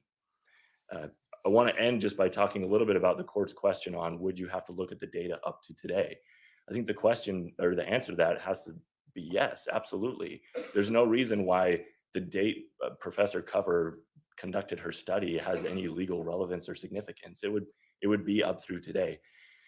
And I think this goes back to a problem of this whole accumulating the aggregating factors and then doing a mathematical study and finding a percentage, because let's say that courts engage in that conduct, and let's say that courts decide it's 50% is the magic number, and if you get above 50%, then your statutory scheme's unconstitutional. Well, what if Idaho is right at 50.5%, so it's unconstitutional, but then over the next year, a bunch of murders are committed and none of them satisfy the aggravating factors. So now we're at 49.5%. Now everyone in that year can be subject to the death penalty because the murderers that committed murders that year decided to do it in a way that didn't satisfy one of the aggravating factors. I don't think there's a logical basis for that. And I think that's why the Idaho Supreme Court has taken the approach they have, where this isn't a quantitative analysis, it's a qualitative one. Is there any narrowing that's being done? And if the answer is yes, then you've passed the test. That keeps things fair and uniform across the state and temporally across time.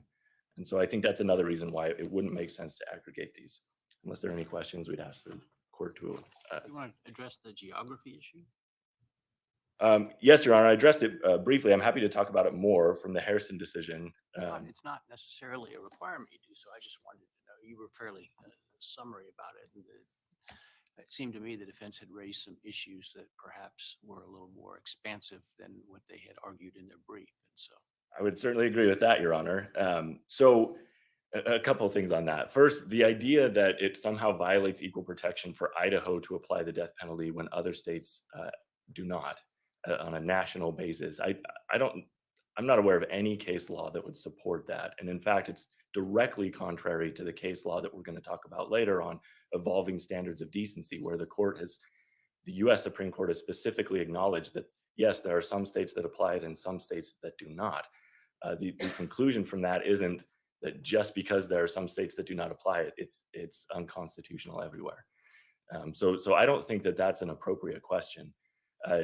In terms of within the state of Idaho, I think to the court's point, with an equal protection analysis, really the first question you have to ask is, who are we talking about and what status do they have or what position do they hold? Because a critical part of the equal protection analysis is you have to treat people that are similarly situated the same.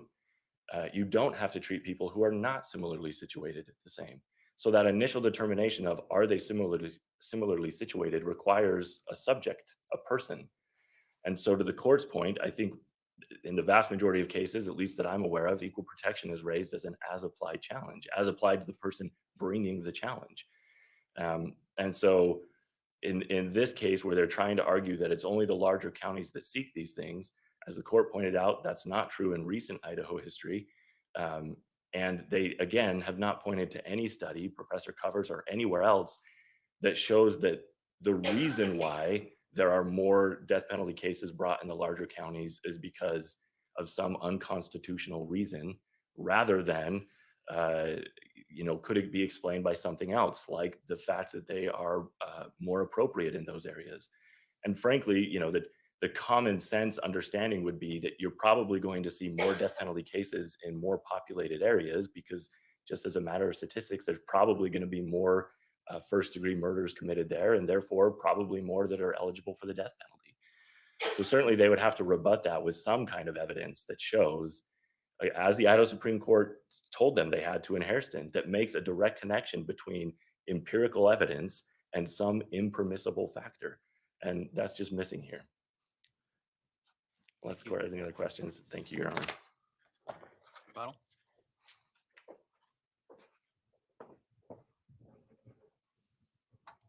Judge, I just wanted to touch on the issue that he raised about Harrison and the timing of that, and the fact that at that time when that came down, judges were doing the imposition of death penalty sentencing. And that really is a very important distinction, because as you know, the arguments that are coming up in other motions, the difference in an experienced judge being able to get into all of these nuanced areas and apply beyond a reasonable doubt in the gateway phase, and then just mercy in the mitigation phase is very, very different than a jury's ability to do those things when it's the only case that they're looking at. So I do think it's important to take into consideration the timing of where we're at now with the jury decision.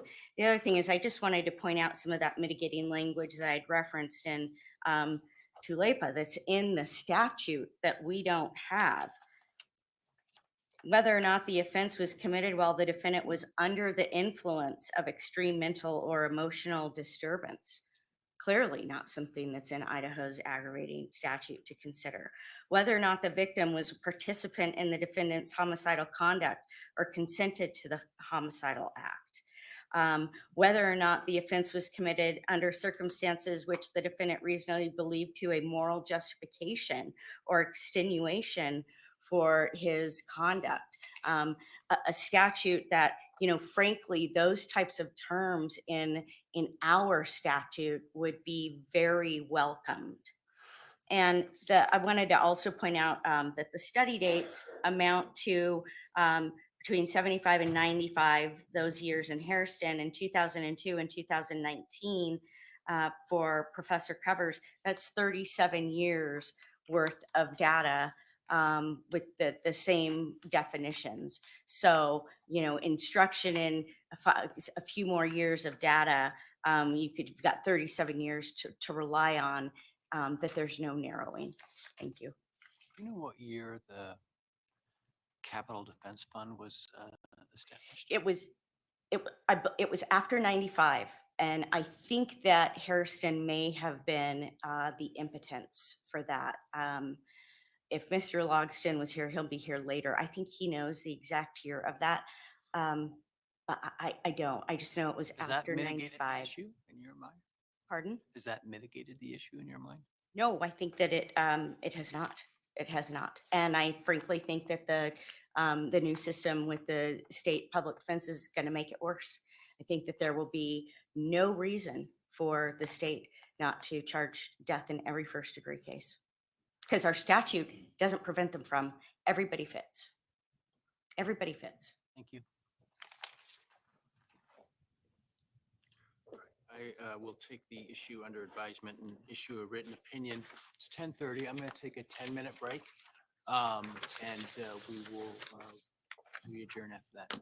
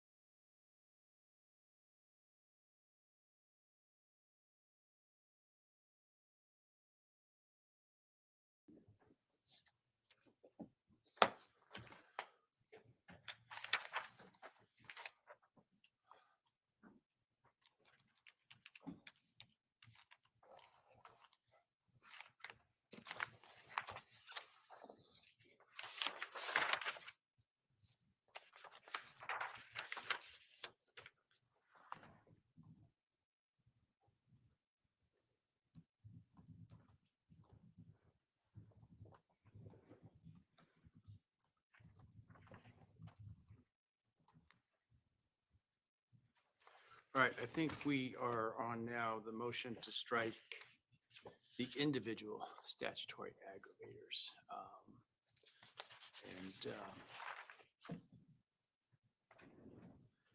I will give each side 25 minutes and you can address them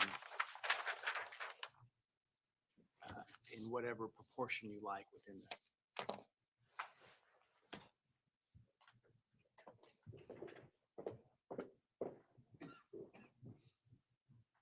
Okay, Judge, I will be covering heinous, atrocious, and cruel utter disregard, and then I will do murders, and Ms. Taylor will do future dangerous. So I'll basically do the next three, and given the time that you've asked, I'm assuming there will be less questions. I maybe? will try to restrain my curiosity. Right.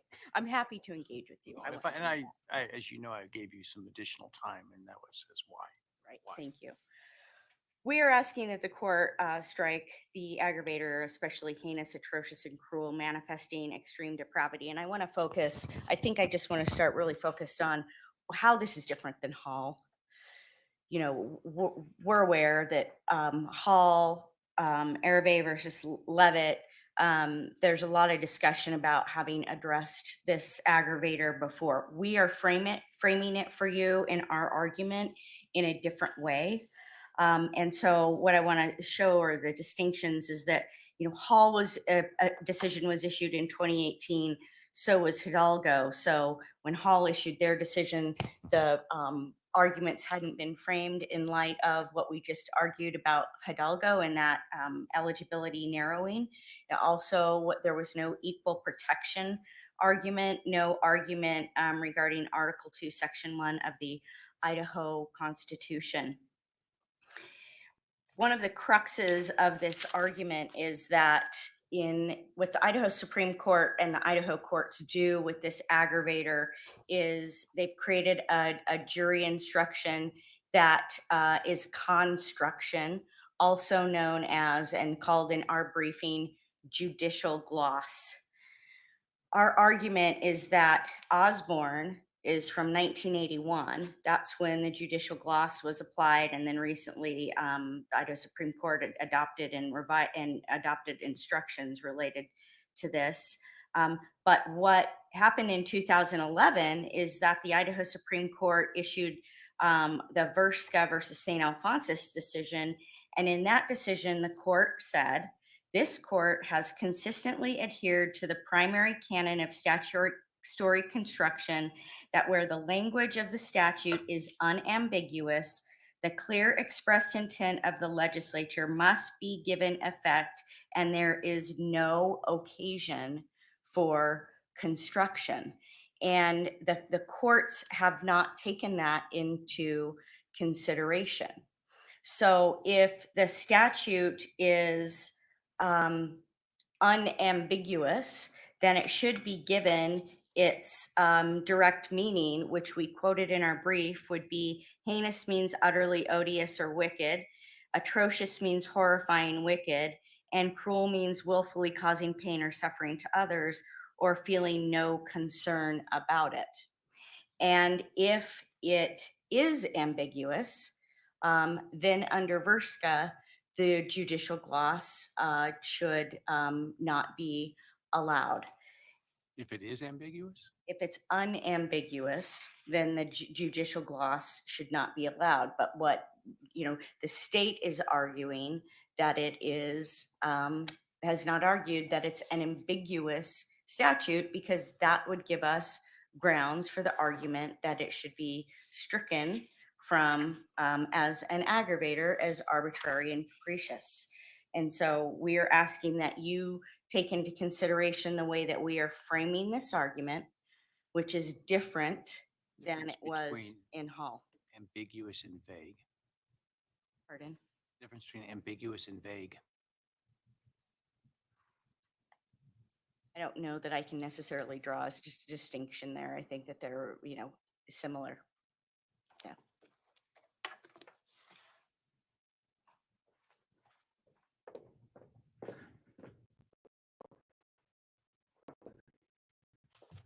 So let's do all of yours, and then we'll do all of theirs. I think it goes faster that way. If we do this back and forth, I think it takes longer.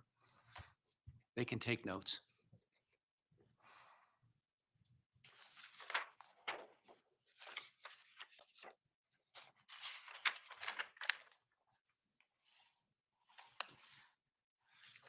So utter disregard falls under the same argument. The one thing that I want to point out about utter disregard is that Idaho is the only state that has that as an aggravator.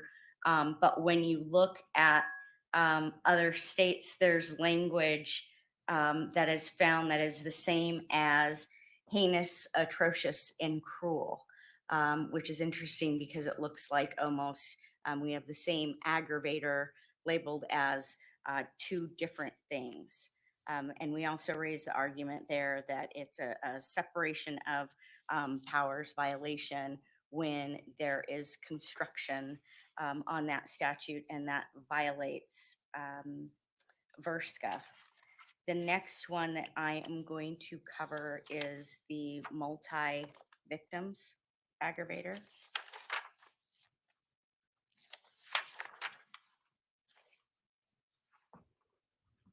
Idaho is the only state that has both a multi-victim and propensity aggravator. A multi-victim aggravator is clear. We were having that discussion between clear and fuzzy. Multi-aggravator is clear, 1 + 1 = 2. The irony in some of that is that it seems to lessen the value of a single human life, but it still doesn't tell us anything about the culpability of the person who has been charged with the crime. Well, isn't it more culpable to kill 2 people than 1? I think that the issue is, the problem is that it is. Isn't it a morally more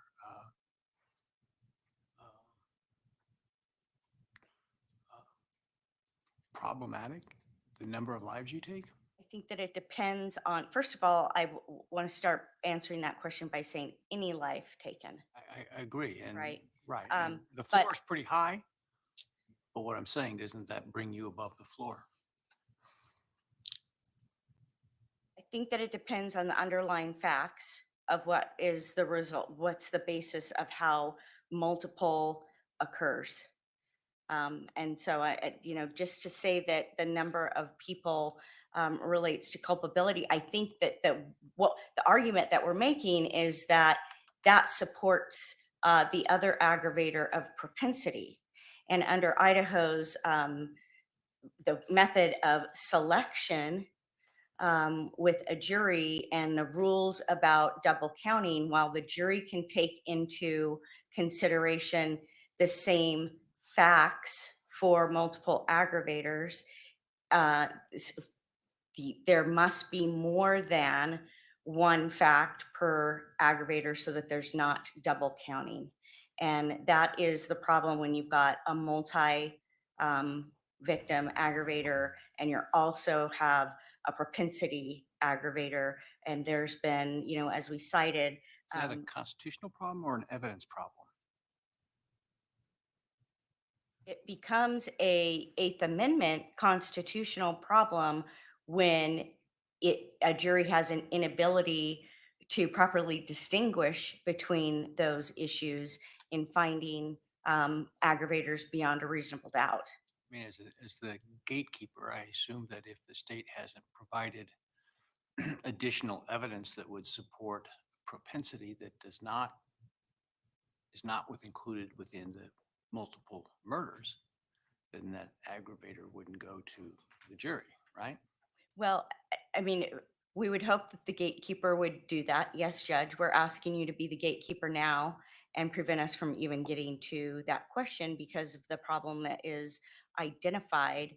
And we provided the court with law review articles where the issue has been studied about how impactful multi-victim facts are into the ultimate decision regarding aggravators.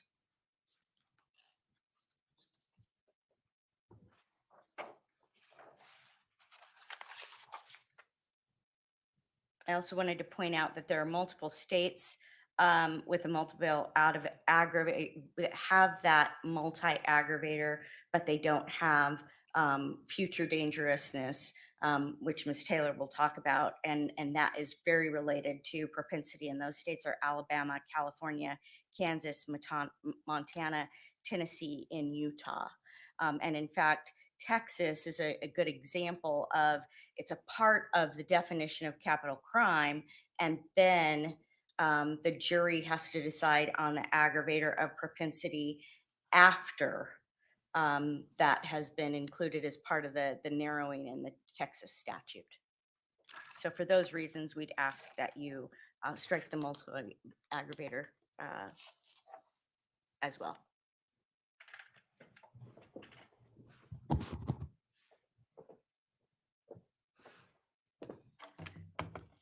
Your Honor, we're asking the court to strike the aggravator of future dangerousness or propensity, whichever label we want to put on it, but it's found in subsection I of 1925-19, subsection 9. And I think when we're thinking about the constitutional way this is laid out to be protective of the Eighth Amendment, to have a true narrowing, and it can't be vague. We've been talking about that all day, so I won't go into that again. But with that in mind, I want to read the words of this aggravator for the court. That the defendant, by his conduct, whether such conduct was before, during, or after the commission of the murder at hand, has exhibited a propensity to commit murder, which will probably constitute a continuing threat to society. That language does nothing to narrow. I'll skip right to the vague part of the argument. We're asking the court to consider three things in striking this aggravator. It isn't narrow, it's very vague, and it doesn't go to the culpability of the crime that's been charged and, if this happens, convicted of. Your Honor, this language, I think, has been acknowledged by our Idaho Supreme Court as needing the gloss in Creech. And I would say that what's required is that the statute, which Idaho doesn't have, has to provide the narrowing, or the sentencing structure, and those things are legislative processes. And that hasn't happened. We have the gloss from the Supreme Court. The gloss that the Supreme Court has put on this, though, does not do anything but loop us back to the statutes that define murder and then exclude voluntary manslaughter. If truly we are to have an aggravator that selects out the worst of people who have been convicted of murder, this does not do that. The language in this aggravator is incredibly vague. When you think about really what is going to happen in front of a jury, they're going to get all this evidence that is supposed to be proven beyond a reasonable doubt. I trust the court will instruct them on that. But then they get this evidence that probably will make them believe that person's a future danger. The chance for a jury to misunderstand the call and the burden that needs to happen is really great by the language alone. And Creech really doesn't do anything to help. The gloss that gets put on, the jury instruction that gets put on, that doesn't help. That just says Did people. Hall say that it was okay? I can't remember if they addressed that in Hall. I think they I think did. Hall did say it was okay. So what am I to do about that? You are to listen to that, allow me to make my record, which I am, but you are to say nobody else has talked to me about the real language in here when it says probably. That is confusing to a jury. This isn't a judge's call any longer, but this is confusing to a jury to have those words in there. And the chance to find this aggravator, either based on one of the other aggravators, which we know cannot happen, or at a lesser burden because of the word probably, you're to find that is way too vague. And you should strike this aggravator because of that. Additionally, while we're talking about vague, there's a lot of potential for the jury to misuse mitigating factors and make them into future dangerousness aggravators. And I think Isn't that the truth, the possibility always in sentencing? I mean, one man's aggravator is another man's mitigator. And I think you pointed it out well in your brief of mental health, right? But isn't that the nature of individualized sentencing and the consideration of those factors? I think it is a danger. And I can't square in my mind how I am to do my ethical duty to my client and to abide by the guidelines that are set forth in capital cases and do an investigation into mental health and then turn it over like Idaho says I must, and then subject my client to the state's expert to grill him for however long. I mean, I have this duty. My client has the right to present this, but now I have to do all of this and give all of that information up so the state can use it in an aggravator that says, just tell me that the person will probably be dangerous in the future. Um, that that is just terrible, Judge. And for that reason alone, you should strike this aggravator. The last comment I'll make is that future dangerousness doesn't go to the conduct, the culpability of the conduct that has happened. And that's really what these aggravators need to do to narrow properly the scope of who's who. I can't tell you the number of times I've sat in court and listened to a prosecutor talk about at sentencing that my client or my client's acts are the worst they've ever seen. And that can't be true when you sit in court day after day after day and you hear that about person after person after person. This statute doesn't do anything to help a jury decide who's the worst of the worst. This aggravator absolutely has to be struck. It's a violation of the Eighth Amendment. Thank you.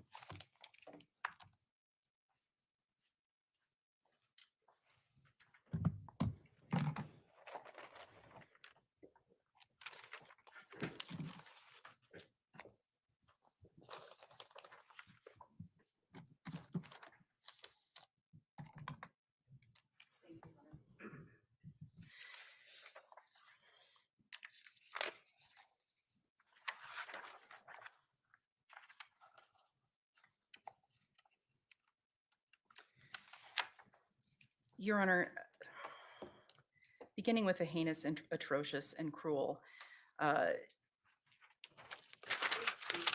this aggravator specifically has been upheld by the Idaho Supreme Court, and specifically the judicial gloss placed on this aggravator in Osborne. Was Now- Hall a jury determination? Do you know? I'm not sure on that, Your Honor, off the top of my head. I apologize. I think it was, but I don't recall specifically. Notwithstanding the fact that I think that I'm the actual judge on the case now, I don't recall because that issue hasn't come up. But Thank you, Your Honor. And I apologize. The defendant has raised this argument that in Verska, the Idaho Supreme Court's decision stating that the court would not rewrite or void an unambiguous statute is essentially the same thing as stating that the Idaho Supreme Court is saying that we can't put a gloss on a statute. But those two things are very different, because placing a gloss on a statute to ensure its constitutionality is not the same as rewriting or voiding a statute. If Verska is taken to that extreme, then courts can't interpret statutes at all. And that's not the holding of Verska. Verska simply stood for the proposition that the court was declining to rewrite or void a statute. And of course, the Idaho Supreme Court has never rewritten the heinous, atrocious, and cruel aggravator or the utter disregard aggravator or any of these aggravators. They've simply placed a judicial gloss. As to the future dangerousness and propensity one, which was the most recently addressed, that too has been upheld by the Idaho Supreme Court in State versus Creech. The propriety of considering future dangerousness has been upheld by the United States Supreme Court in Jurek versus Texas. In their propensity argument, their future dangerous argument, the defendant is essentially asking this court to start with a proposition that a jury is not going to be able to follow the court's instructions. And of course, we can't start with that proposition because juries are presumed under Idaho law to follow the instructions that they're given. And that is another issue, that issue is also true in the defense's multiple victims argument. Their argument with multiple victims really doesn't cite to any case law. It's simply based on the fact that they're assuming that a jury is unable to distinguish between propensity and multiple victims. And again, the court is being asked to start with the presumption that a jury won't be able to follow the law. And that's contrary to the state of the law. We can't presume that because juries are presumed to follow the law. Additionally, we also can't start with the presumption that the state is going to just put on the same evidence for all these aggravators. The court should also assume that the state will put on independent bases for each of these aggravators during the penalty phase. That's our legal obligation. And the jury will be instructed as to what the law is. They will be instructed that they can't double weigh or double count. That's very clear in the case law. The state would just ask that the court decline to presume that the state will present the evidence in a way that's contrary to law and that the jurors then won't follow the instructions. That can't be, Your Honor. So the state would ask the court to deny the defendant's motion as to these aggravators. All of these aggravators have been upheld, specifically the hack along with utter disregard and future dangerousness. There is case law directly on point that is binding on this court. We would ask the court to deny their motion. Thank you.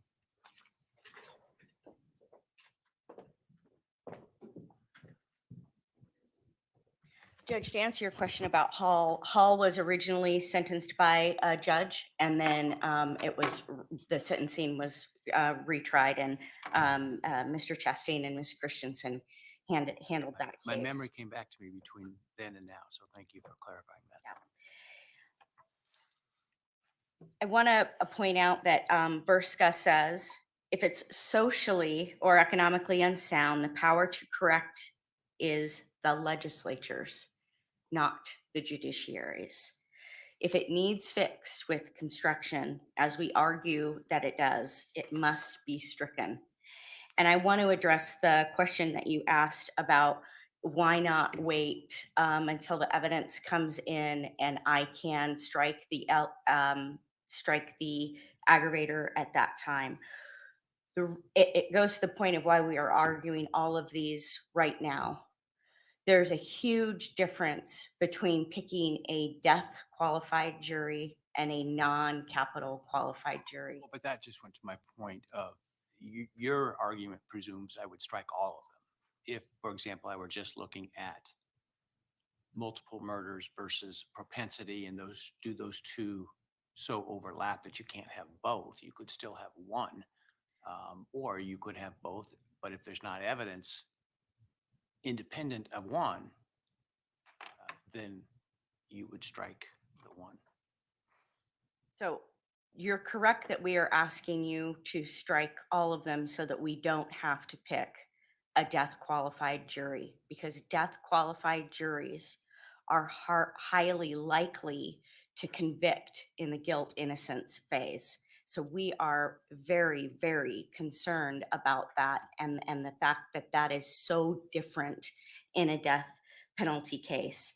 But to the extent that you might strike some and save one, for example, the multi aggravator, there's a vast difference in what happens in front of the jury in the selection phase with that aggravator versus the others that we are asking you to strike. Thank you. Thank you.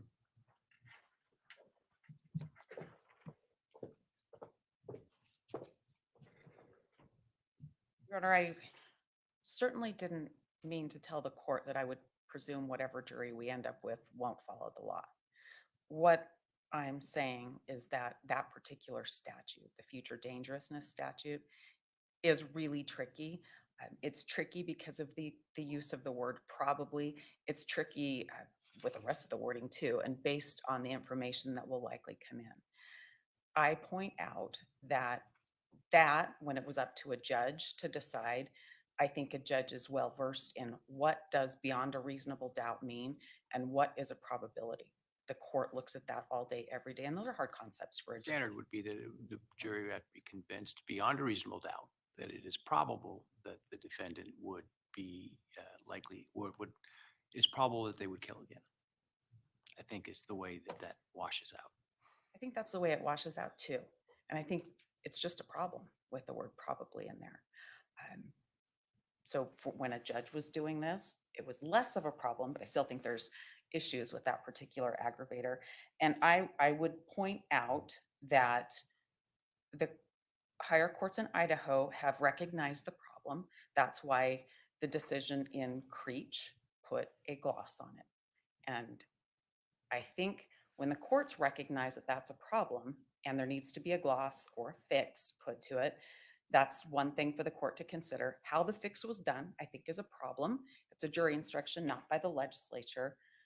But keep in mind, there's a problem with this instruction or with this aggravator. It needs to be fixed, but the fix is to loop back to statutes that already exist. And I don't really think that's a fix. And I'll stop there.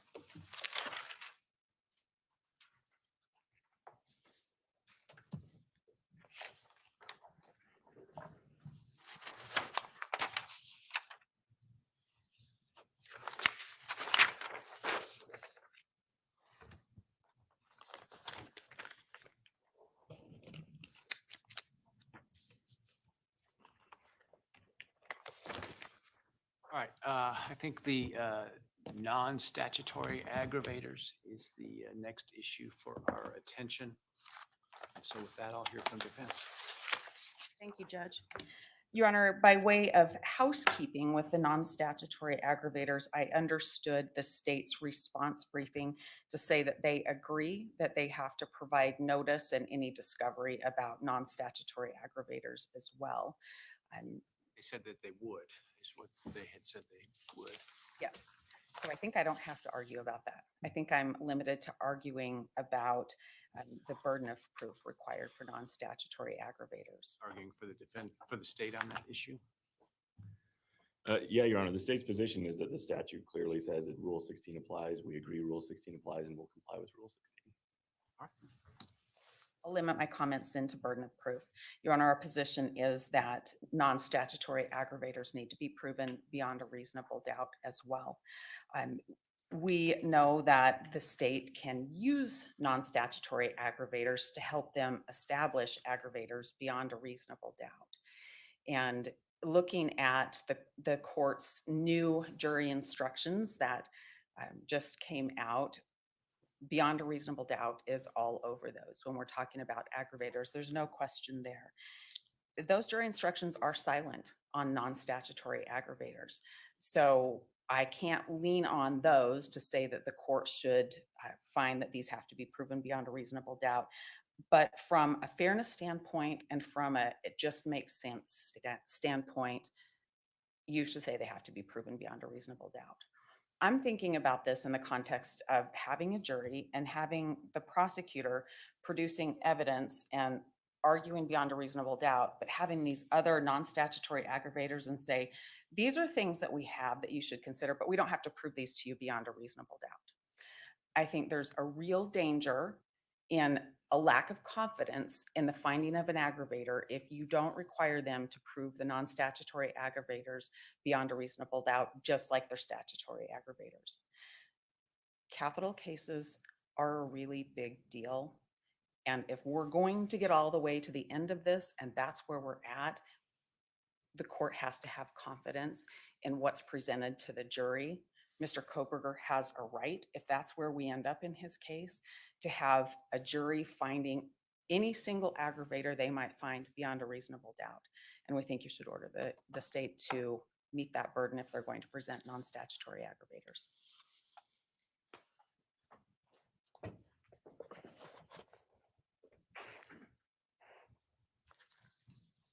Thank you, Your Honor. I want to start by just, I tried to be very careful in my brief to refer to it as non-statutory aggravating evidence, because I'm not sure what a non-statutory aggravator is. I want to be clear, the state's under no impression that there's some shadow list of aggravators that it can prove one of those and that qualifies the defendant for the death penalty. We are, of course, required to prove beyond a reasonable doubt one of the statutory aggravators. And I think what we're talking about here is just non-statutory aggravating evidence. So evidence that may not be, and if I'm being, So if you look at it like a scale, right? And defense puts on evidence of mitigation, and the state has to put on at a minimum evidence beyond a reasonable doubt of a statutory aggravating evidence. When you go to weigh, does your non-statutory aggravating evidence go on the scale when that weighing is done? yes, Your Honor. And I think that that's clear from the Hall decision when they talked about this. They talked about they talked about the Zant decision from the United States Supreme Court and how it's important that juries understand when they're making that, when we get to the individualized determination of is death appropriate in this case, it's important that the jury have a wide array of information. That's the purpose of the statute, is what the Idaho Supreme Court said. So yes, I think at that point, any aggravating evidence that has been presented goes on that scale. Now, to be candid with the court, in my mind, anything that's relevant to a statutory aggravating factor isn't non-statutory aggravating evidence because it's relevant to the aggravating factor. And just to be frank, I can't even come up with a good example of what the state would put on in this case that would qualify as not relevant to an aggravating circumstance, but relevant to the overall weighing process. I guess my point is, I don't know that this is going to be an issue, given that we will, of course, comply with discovery. We will provide everything that they'll know what we're going to say before we say it. And if there's an issue, we can raise it at that time and discuss, is this actually relevant to a statutory aggravator or not? And if not, does it fit into what I consider to be a very narrow category of non-statutory aggravating evidence that is still somehow relevant to the overall decision, but not one of the I aggravators? think the visual using my scale would be to get on the scale, the statutory aggravating evidence would have to have been proven beyond a reasonable doubt, right? That is, you have the existence of that aggravator would have to have been proven beyond a reasonable doubt. As I understand the non-statutory aggravating evidence, the existence of that evidence would need to be proven only by a preponderance of the evidence. Is that your understanding? You know, I don't know that I would completely agree with that, because I don't know that that's laid out in the instructions that it's to any specific burden. I think if you look at the jury instruction 1722 on jury deliberation, it talks about finding the statutory aggravator beyond a reasonable doubt. And then when it gets to weighing, what it says is you must each decide for yourself whether all mitigating factors presented when weighed against each statutory aggravating circumstance proven by the state are sufficiently compelling to make the imposition of the death penalty unjust. You do not have to unanimously agree upon what mitigating circumstances exist. The existence of mitigating factors need not be proven beyond a reasonable doubt. You must each decide for yourself whether mitigating circumstances exist, and if so, then consider them in your individual weighing process. Right, those are the mitigating. Correct, but I think what I'm getting at is that's what we have in terms of the instructions of this weighing. Is it's saying to the jurors, you're going to conduct kind of an individual weighing process to decide whether it's just or unjust in this circumstance. And that's the point where these things would come on the scale, to use your analogy. And so I just don't know that there's a point where you would instruct the jury, you heard from witness X, they said A, B, and C. You can only consider that if you find that A, B, and C is true beyond a reasonable doubt. I don't see an instruction for that anywhere. I don't think that's typically how you do sentencing. They would put on their mitigation. Maybe we have some rebuttal to that mitigation that you might consider non-statutory aggravating. But then again, it specifically tells the jury you do not have to find mitigating beyond a reasonable doubt. So my point is, both in the mitigating evidence and in this non-statutory aggravating evidence, there isn't a standard that's given to the jury. And I think that is what was intended by the instructions. And we could debate whether that's the right call or not, but I think that's what the statute calls for. I think that's what the instructions call for. And I think that that's the process that we should follow. Recognizing, of course, this court's role as a gatekeeper as to what gets heard at all. the fact that we'll be complying with the rules of discovery and they can bring up any objections that they want beforehand, I don't know that, that this will be an issue in the case. Unless there are any other questions, we would ask that you deny the motion. Thank you, Your Honor.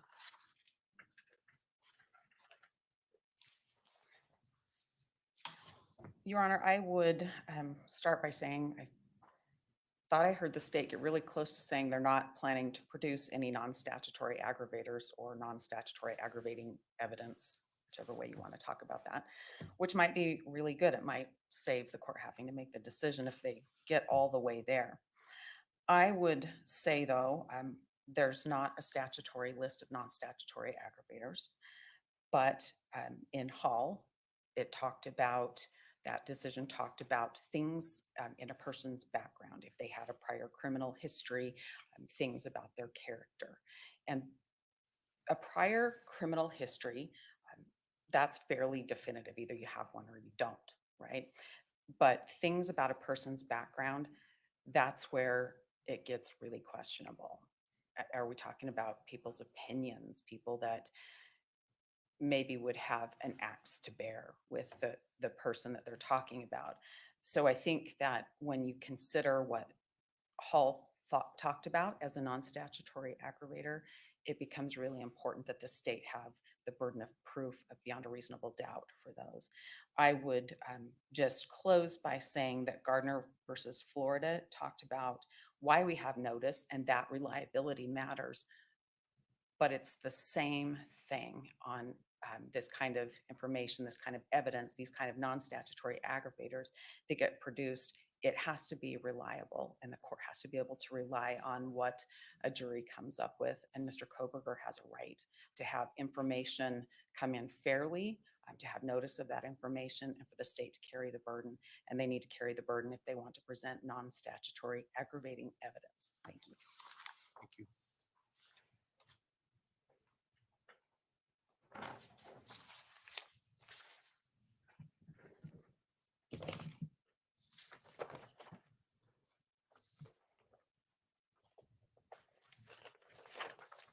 All right.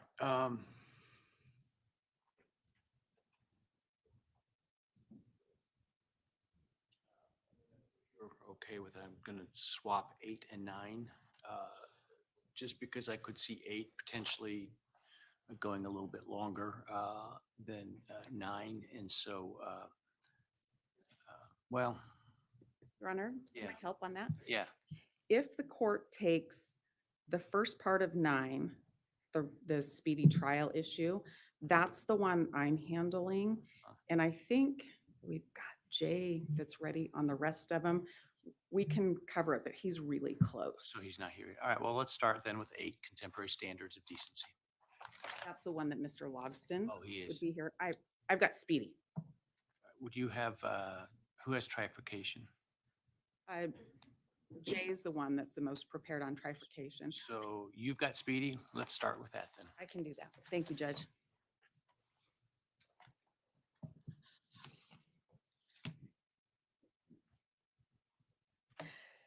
Your Honor, we're asking the court to strike the death penalty in this case based on a conflict of constitutional rights and Mr. Koberger having to face the choice between holding on to one constitutional right at the expense of another.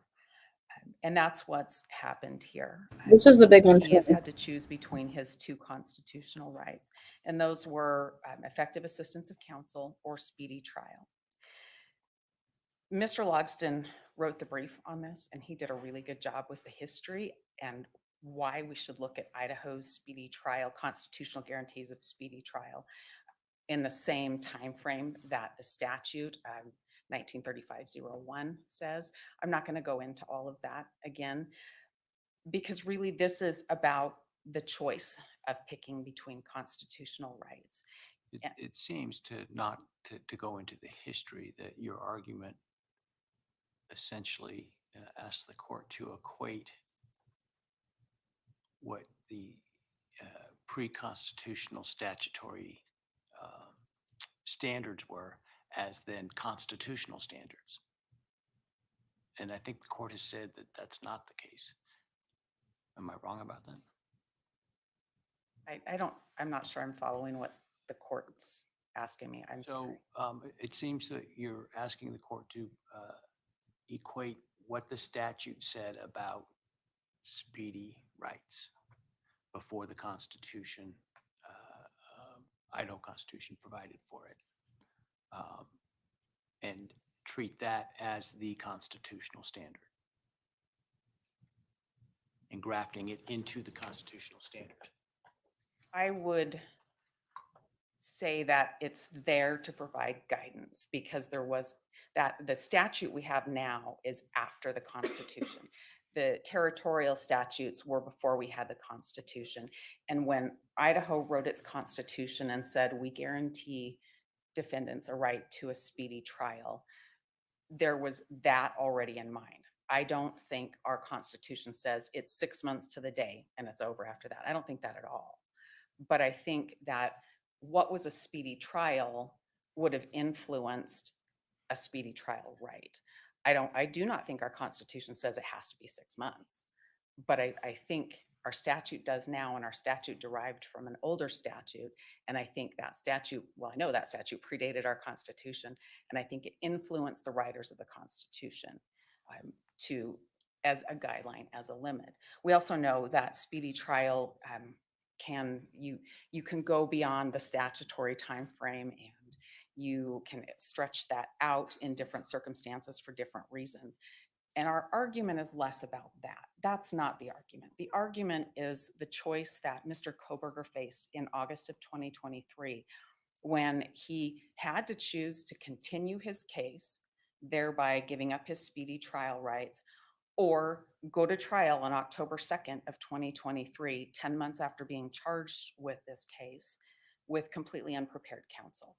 And that's really the crux of this argument. And the remedy is for the court to strike the death penalty because Mr. Koberger had to choose between rights, reinstate speedy, and reset a sooner trial date. That's the remedy.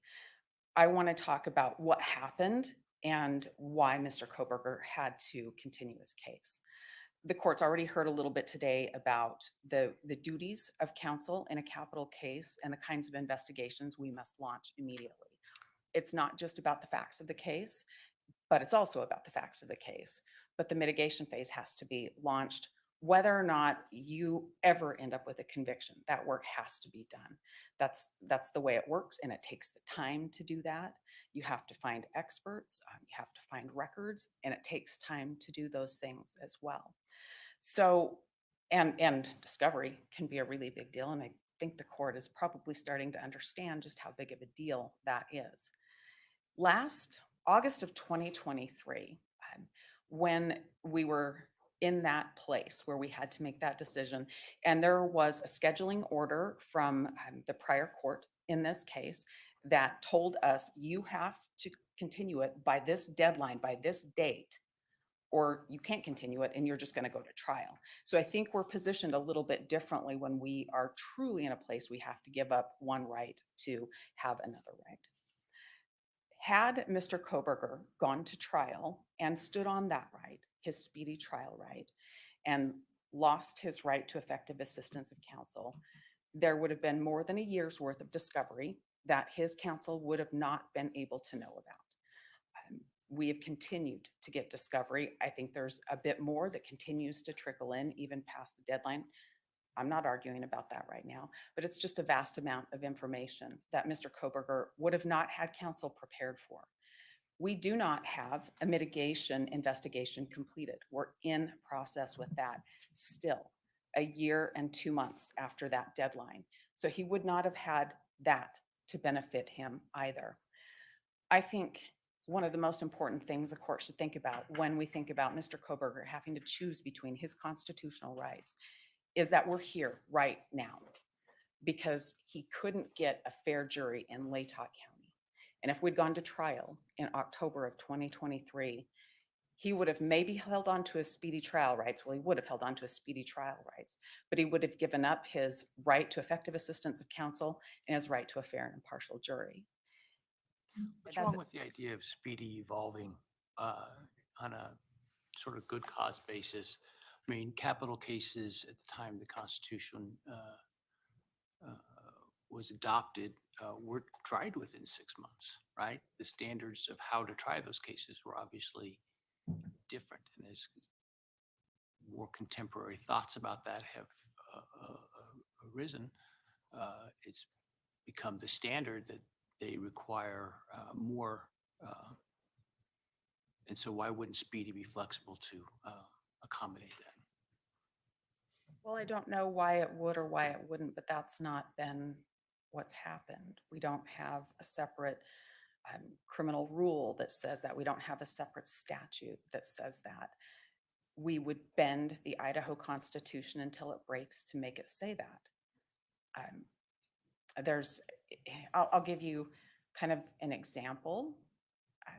During the time of COVID, when the Supreme Court told the speedy trial rights, it did that based on a national emergency. Court orders were issued. I am not saying whether I agree or disagree with that, but that's something that happened. And I think one of the cases the state cited in its response brief, State versus Ish, I think that particular case had 422 days of time between when the remitter was issued and when the case went to trial. And that person asserted their speedy trial rights that whole time. That happened during COVID, when the court had its emergency orders during that whole time. So I think to say, well, it's a capital case and they're a lot different than they used to be, and they are, and they're a lot of work and they take a lot of time and investment. They do. But there's nothing that's been changed in our Constitution, in a court rule, in a statute to say if it's a capital case, speedy trial, really, you just don't have that right. A person facing the death penalty just doesn't have that right. All of those rights exist. They all exist right now. And Mr. Koberger had to choose between those rights. And I think the court can and should strike the death penalty in this case based on the Well, record that would here. result in the death penalty being struck in every case. Your Honor, if that's the way it is, because our clients collectively in the state of Idaho, when you have a capital client, if that's the case, then that's the case. I mean, we have been doing The Constitution is flexible enough for the Supreme Court to itself say, well, we can pause that right, and we can expand that right based upon the circumstances, i.e. COVID. Why can't it expand the time that speedy is measured by constitutionally, given that evolving standards have required more time to present a capital case and measure it against that? I would say that I don't know whether they can or they can't, but they have not. And that's the critical area. I would say the Supreme Court probably would believe it could do that, but it has not done it. And I would say they would believe that they could because they did so during COVID. But that hasn't happened. That has not happened. So you think that the Supreme Court would likely say, well, as opposed to interpreting the constitutional right more broadly to apply over the more flexible, given how the defense of capital cases have evolved, they would be more likely to say, well, we're just going to not have any capital cases, period. I don't know if they'd say that or not. Well, that's what But you're asking me to say. I'm asking you to say that. I'm asking you to do My job as a what, district judge, if there's not an issue that has been decided by the court, is determine how that court would decide things. well, I think you can consider what Judge Boyce did in the Vallow case. And that had to do with discovery that counsel didn't have enough time to review and to prepare for, and it would have disadvantaged the client. And so Judge Boyce in that case struck the death penalty. That was as a result of the state having failed to provide the information, violating its court order. And then the remedies were, well, do we push trial back or not? And the choice that Judge Boyce gave the defendant was, well, we can go to trial, but I'll remove the death penalty because a lot of the discovery related to that. Or we can continue the trial for you to review that. But so you can either go to trial with the death penalty, without the death penalty now, or you can expand it with the death penalty. One defendant chose one and the other defendant chose the other. But in this case, the decision to waive Speedy was not as a result of, as I understand it, a violation of a court order by the state. It was as a result of a court order. And when we waived Speedy, we advised the court and counsel that this motion this day was coming. We don't think it's appropriate to force somebody to choose between competing constitutional rights. Lori Vallow had not ever waived Speedy trial. And so she had the choice to waive Speedy or not face the death penalty. And we think that since we were forced to choose between rights, those should be reinstated and the court should strike the death penalty. Thank you.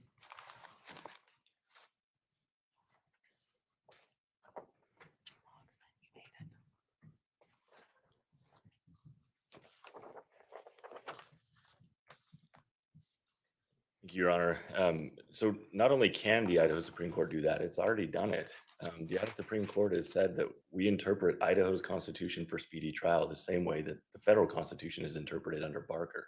There's one exception that has no application here.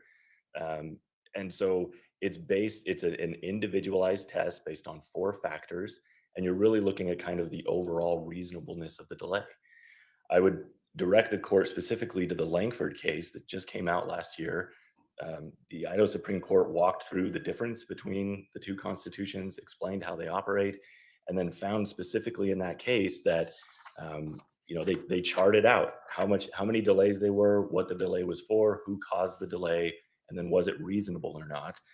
And they found, they said, in sum, most of the delays here were precipitated by Langford's own actions. In the case of the last and longest continuance, the delay was reasonably necessary to allow new prosecutors and new defense counsel time to prepare for trial. So they found that's a reasonable, under the Constitution, that is a reasonable delay. So there is no choice here. You don't have to choose between speedy trial or effective assistance of counsel. You can have both. I think what the defense is saying is they've lost their statutory right to 6 months, which they do lose if they take an action to delay the trial at all. But that's not a constitutional problem that they have to give that up if they want to maintain their constitutional right to effective assistance of counsel. Now, in this case, Well, and that was my point in perhaps not well stated, is that it seems what this defense is trying to do, and perhaps you can comment on whether I'm saying this correctly, is to engraft what was the territorial law, which is that a case had to go to trial within the, at that time, courts were held in sessions, calendar sessions, right? I think there were 2 sessions a year or something like that. That was the speedy right. And then we had the Constitution that doesn't, necessarily give us such a fixed time frame. But the argument is, well, because that was the territorial law at the time, therefore that's the constitutional right. And it is engrafting that statutory construct to mean the constitutional right. potentially, Your Honor, though I'm not sure that's exactly, because my understanding of the pre-Constitution statute was that it was based on kind of the circuits and when they came, and we don't do that anymore. And so that time frame just doesn't make sense today. You wouldn't be able to just engraft that in the Constitution and apply it today, because Well, my point is that's, I think, what the defense is arguing, essentially. yeah. Yes, Your Honor, but the statutory right they're pointing to comes from the new statute that was passed in 1980 that gives the 6-month time period. And regardless of whether they want Argument that the 6-month is functionally equivalent of the twice a year circuit.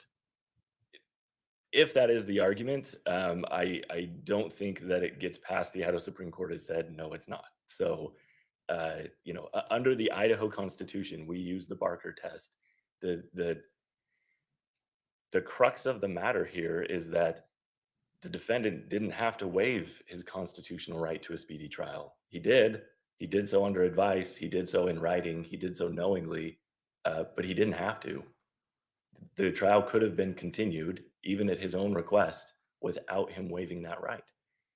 He waives it statutorily by moving for a continuance or to ask for more time to prepare, but he does not waive it constitutionally. If he did, then most of this Langford analysis would have been completely unnecessary. But instead, at the end of the day, when you do finally get to trial, the reviewing court looks back and breaks out segments of time and says, whose fault was that delay?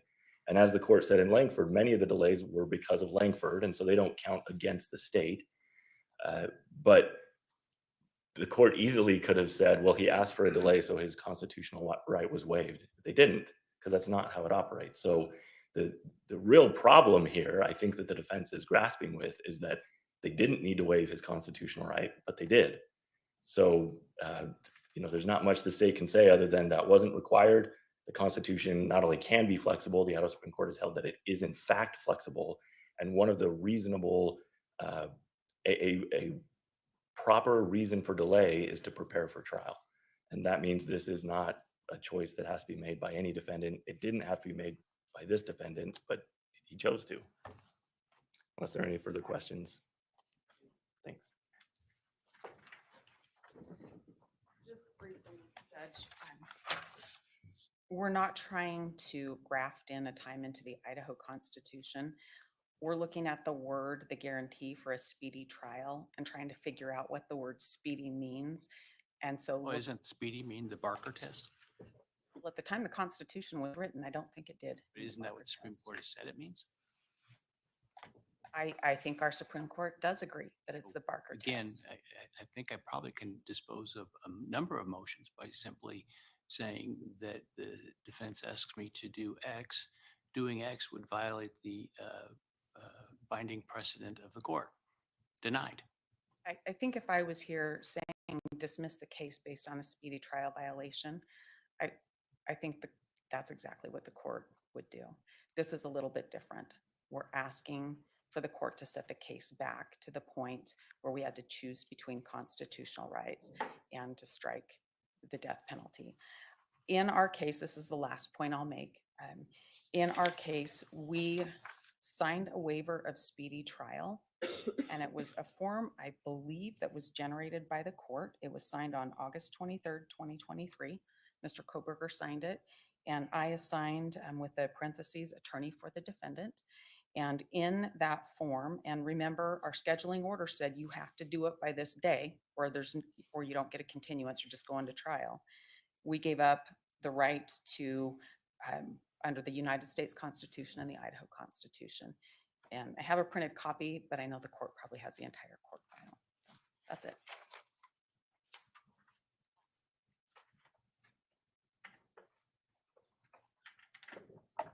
All right. That, along with the other motions that will be taken under advisement. Let's take a lunch break. It's 5 to 12. Adjourn at 1 o'clock. Thank you.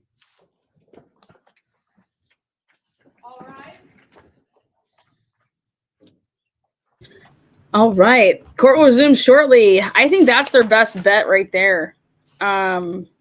Remember, we did hear this, like, you're going to have a problem. Remember, we all said this, like, he has to pick. He's picking between his constitutional rights, which one you want to go with. What do you guys think about the judge right there with that argument that he had to pick? So I think this is Brian Koberger's best route to have the death penalty struck. Any thoughts from chat? Those of you guys following the Delphi case, the jury has the case. So the jury has the case. People have mixed emotions over how the closings went. So thank you. This is going to be podcast heaven over here, I was just told. I have no idea what's going on, but I'm hungry. I think it's interesting. He did have to give up his rights. So I'm also thinking, like, isn't this like, what are Brian Culber's avenues to appeal? You know, because wouldn't you want to remedy something so that down the road it couldn't be appealed? And you know, I don't know. It'll be an hour break and then they'll resume. Jay Lawson, I guess, is going to be doing a lot of the arguing after the break here. I don't know. I'm sure he was just taking care of maybe some Zoom hearings that he had to do because they got to keep that public defender's office running. So let's see. Do they even have DoorDash in this town? All I know is they need to put the air conditioning on in this place. So, all right. Well, this thread will stay up. It'll resume here in an hour. So I'll put out a reminder too. And then I'll have other streams with my phone.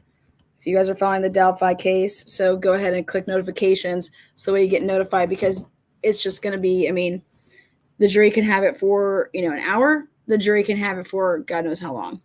Okay. So you guys think I should go Chinese? Chinese? Delphi Chinese? All right. We'll see you shortly. We are on break.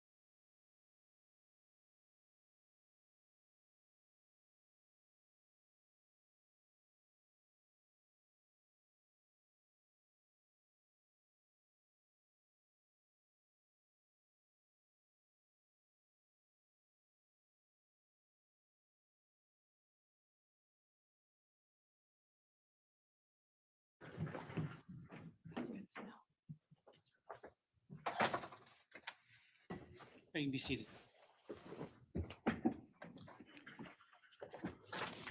All right, we are reconvened in the matter of State versus Koberger. Defendant is present together with counsel. I would note for the record that Mr. Lodson is present as well. At this point, the state is present through its attorneys. I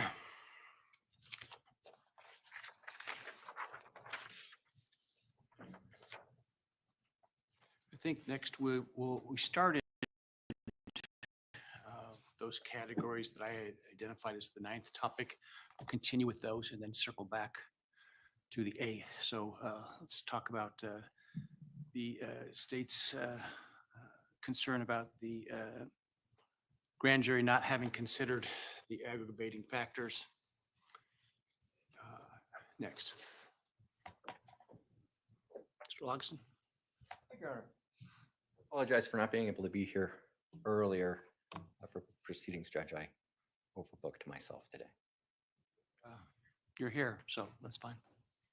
Your Honor, as to the argument as to including the statutory eligibility requirements for a death case in the grand jury, I think the two major hurdles that we have to get over are, one, the Hurtado case not requiring the grand jury to apply to the states.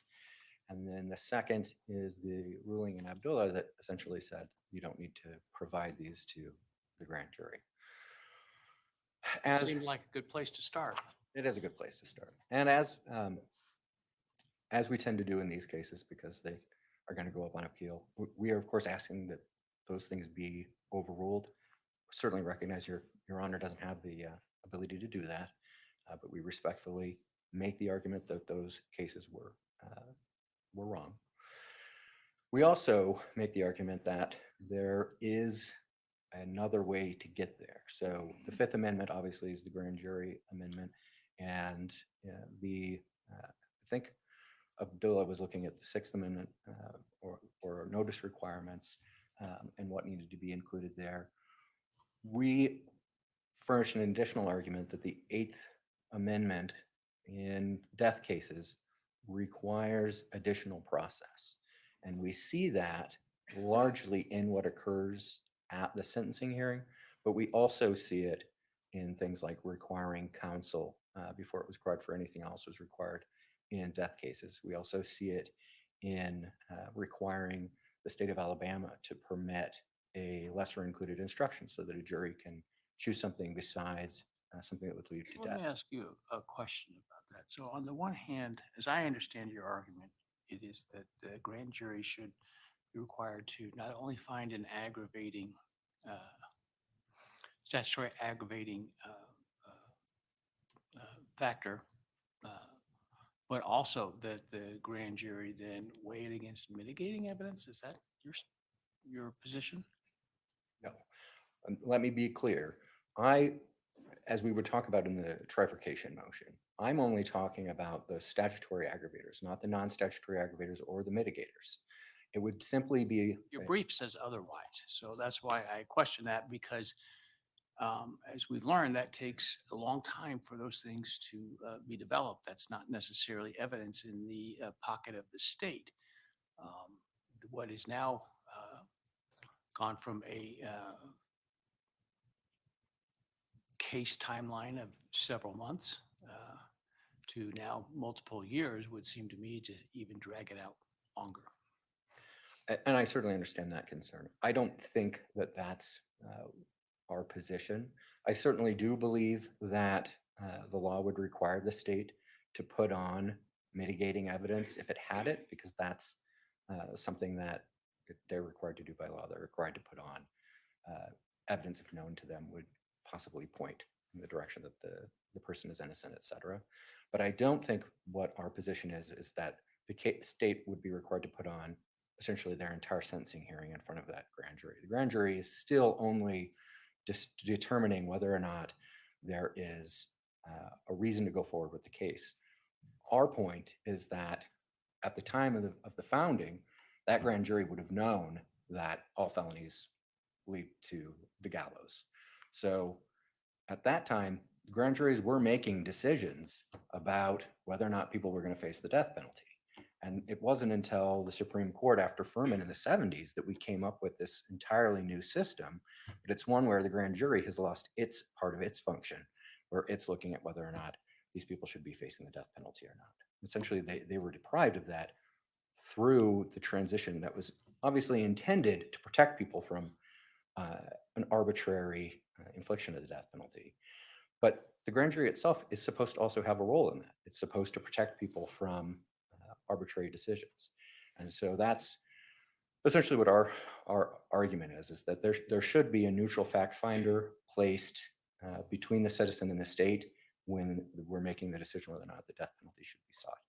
And so that is one of the reasons we're asking the court to strike the death penalty in this case. Does the court have any other questions for me? Thank you, Judge.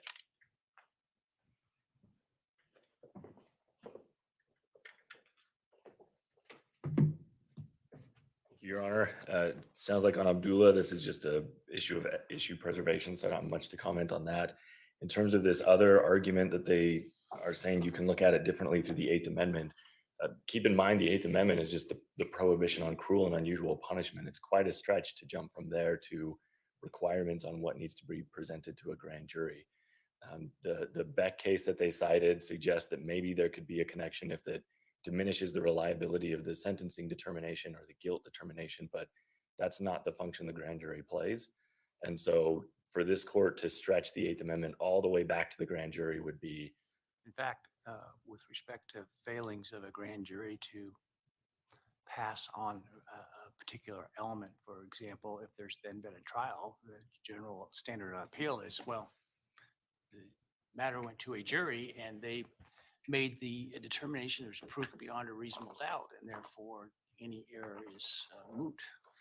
Correct, Your Honor. And I think really that gets to the heart of this claim, which is it's just kind of another way of their argument that it shouldn't be the prosecutor deciding that a notice is filed. And the U.S. Supreme Court has said it's not a problem if the prosecutor has unfettered discretion in who gets the death notice and who doesn't. So that by itself isn't a problem. So unless there are any other questions, thank you, Your Honor. Thank you. Any rebuttal?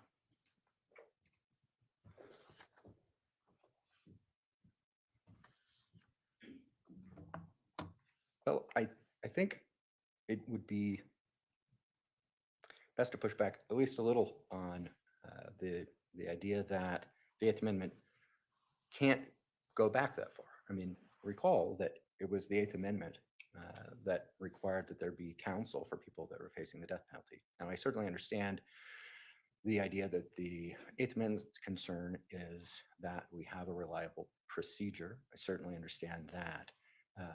But the grand jury, it does fulfill some of that function as well. And besides, at least if we're speaking in terms of what was understood to have a grand jury and what it did at the time that the nation was founded, it would have been stepping in a case involving a possible death penalty and being able to put a stop to it then and there. And so I do think that the Eighth Amendment has the ability to attach even that early on, at least in cases involving death. And then I recognize that there are these cases from the Supreme Court indicating that prosecutors do not have to have anybody determine whether or not they can file the death penalty and that they can drop it out of a sense of mercy. I think that's a slightly side question to, if they choose to go forward with it, who can stand up and say, before we spend years on one of these cases, that this is not the appropriate case, someone besides the prosecutor, which is what we have with grand juries and preliminary hearings, et cetera. And so we still believe that the argument here is one that can be passed on by this court and that hasn't necessarily been ruled on by these other cases that we also think should be overturned. Thank you, Judge. Thank you. I believe I have all the remaining arguments, so whichever the court would like to do. Let's finish up topic 9 with your contention that the death penalty should be struck because it violates international law. Thank you, Your Honor. So that motion is largely premised on the International Convent of, I'm gonna have to pull it up because it's the ICCPR. Um,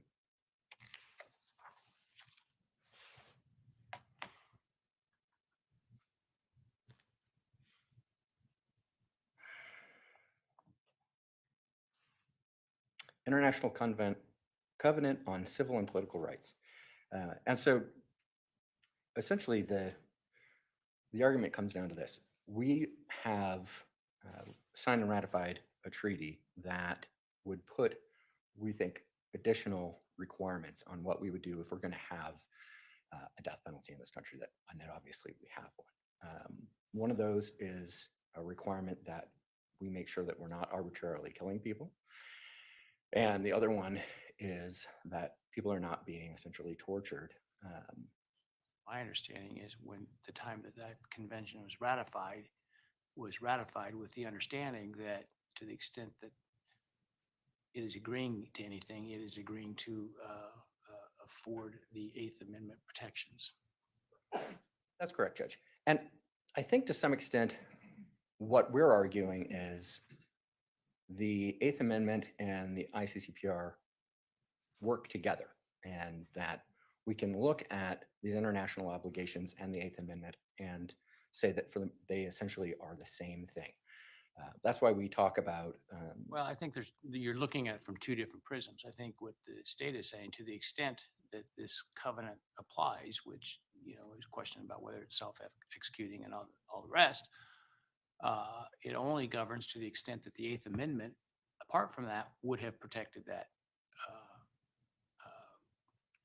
situation. Whereas what I think you're arguing is that the Eighth Amendment must be read to be broader as to what international law would dictate. I think if what we're saying is that the state would argue that we read the Eighth Amendment and that's what the international law must be, we're saying you have to read the international law to decide what the Eighth Amendment. So you're having the international law dictate what the United States Constitution means. Correct. And we are doing that on the basis of what the United States has said itself about the fact that they believe that they live up to these things, and the fact that we have, we discussed the charming Betsy canon, which is obviously a very old canon and typically is just about whether or not our statutes are in line with our treaties. But I think particularly in this case, where the United States has essentially said, we signed on to this treaty because we live up by these same standards that everyone else does. We can look at what the international community thinks about those standards that we said we also abide by when we're determining whether or not we're living up to the standards in the Constitution. And But what they said specifically is that we think that we are living up to those, even though we have and will enforce a death penalty. And I think, which is why we're not saying necessarily that the death penalty would be struck if it was done properly. Our argument is that the way that Idaho has its scheme set up, there are far too many statutory aggravators, and some of them are just big enough to drive a Mack truck through. And so just about every murder could be charged and have the death penalty attached to it. And so that doesn't require the narrowing that we've said we're going to provide. And it certainly doesn't live up to what the international community would expect from us. Yeah, I understand the argument. Well, I'll be frank, it's falling about as flat as you would expect it to fall before our Supreme Court or the Supreme Court of the United States. well, Your Honor, it's an argument and it must be made. So You need to make a record. thank you, Judge.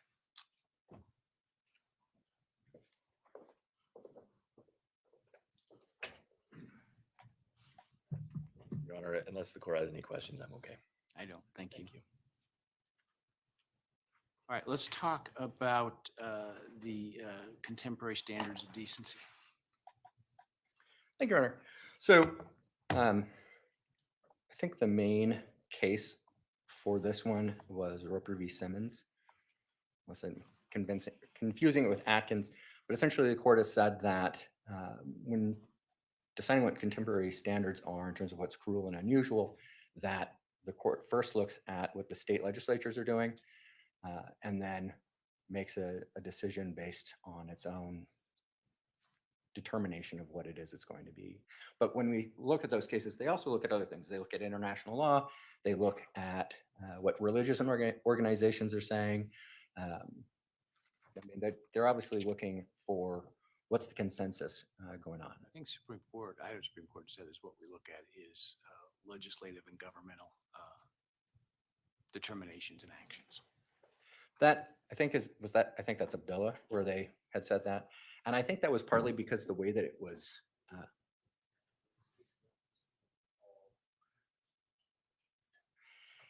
and in those cases, it seemed like the record that was brought up to them was somewhat sparse. And so hopefully we've provided more information than they had at those times. But in those cases, the number of states that still allowed the death penalty, I think, was around 35.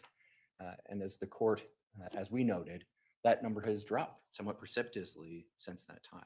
And those would be the legislative activities. I think what I was, I guess, taking issue with is the idea that they would look to what religious and other sort of non-governmental advocacy groups would argue or accept.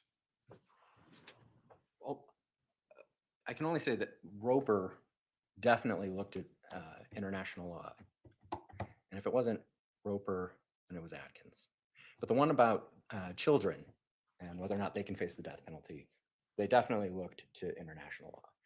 And so I don't think there's anything that says that the court can't look at whether or not organizations have moved against the death penalty. We are becoming somewhat alone in the world in terms of continuing to make use of the practice.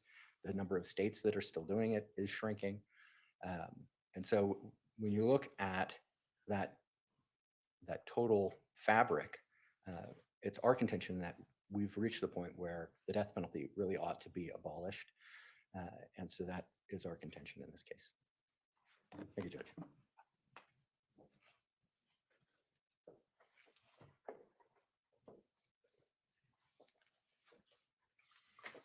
Thank you, Your Honor.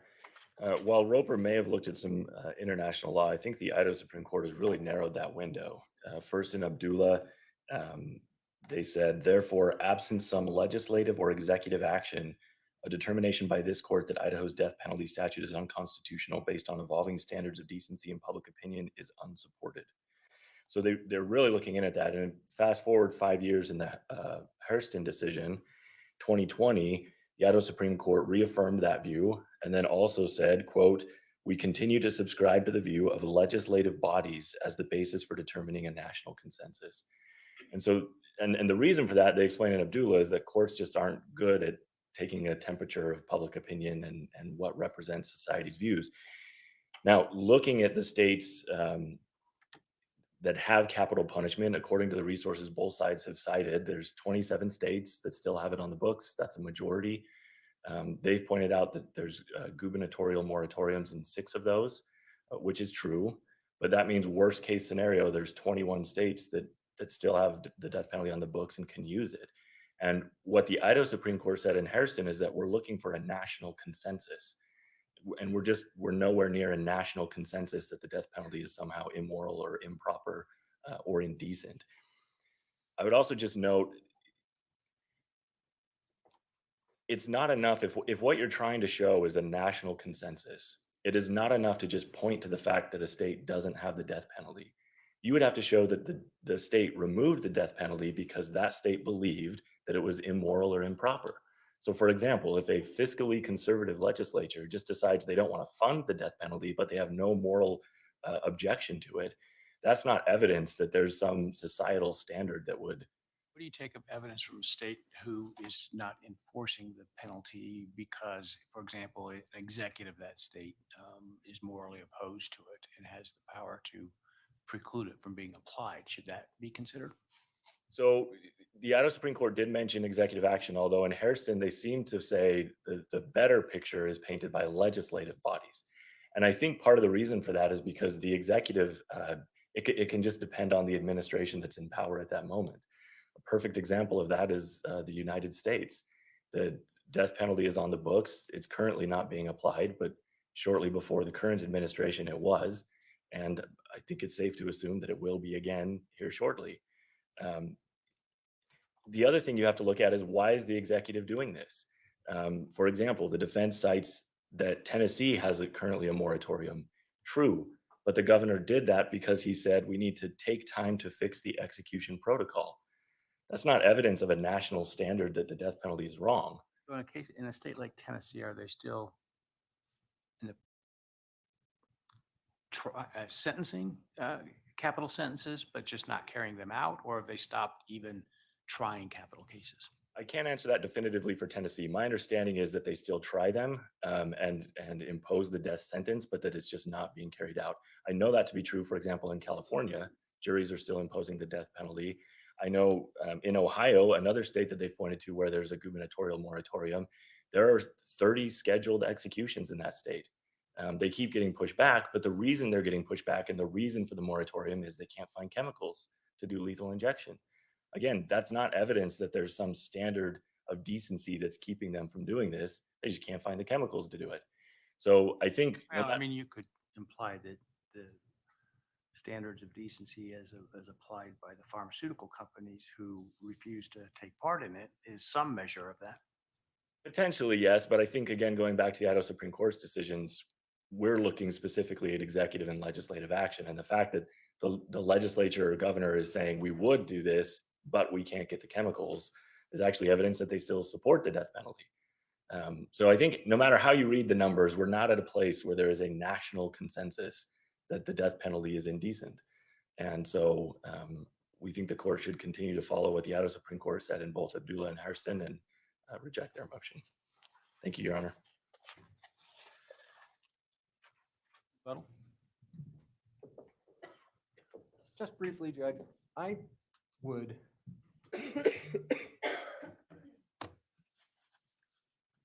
would caution the court trying to figure out why it is that a particular state either dropped the death penalty or imposed a gubernatorial moratorium. I mean, I think that these things are complicated. That looks an awful lot like trying to figure out what from legislative history why something occurred. Half the time, what you see in the questions doesn't necessarily tell you what the legislature had in mind when they finally voted. And so I think the first step, as the United States Supreme Court has set it out, is just to look at the numbers. And then after that, the courts can consider other things. Or 2021, if you take into account moratoriums. How, I mean, certainly more than a third of the states, how does that represent a consensus? I would argue that the consensus can also come from the trajectory. So the fact that so many states dropped the death penalty within the last 10 years, and that appears to be the direction that things are going, is something that the court can take into account. I also note a lot of these states that have death rows and don't have a moratorium still aren't actually executing anyone. And so the actual number of executions in the states that are actually executing anybody is less even than that. I think it's something like 13 jurisdictions that are actually doing executions. So anyway, for those reasons, Your Honor, we are asking that you strike the death penalty. Thank you. All right. I think that leaves us with your motion to trifurcate the proceedings and to apply the rules of evidence in the penalty phase. Right. So, Your Honor, I tried a case via the trifurcated method. It went smoothly, and we moved this court to do the same thing. If it's not trifurcated, Which case was that? that was Renfro. Which one? Renfro. If it's not trifurcated, what happens at the in the penalty phase is the state would be putting on both statutory aggravators and non-statutory aggravators.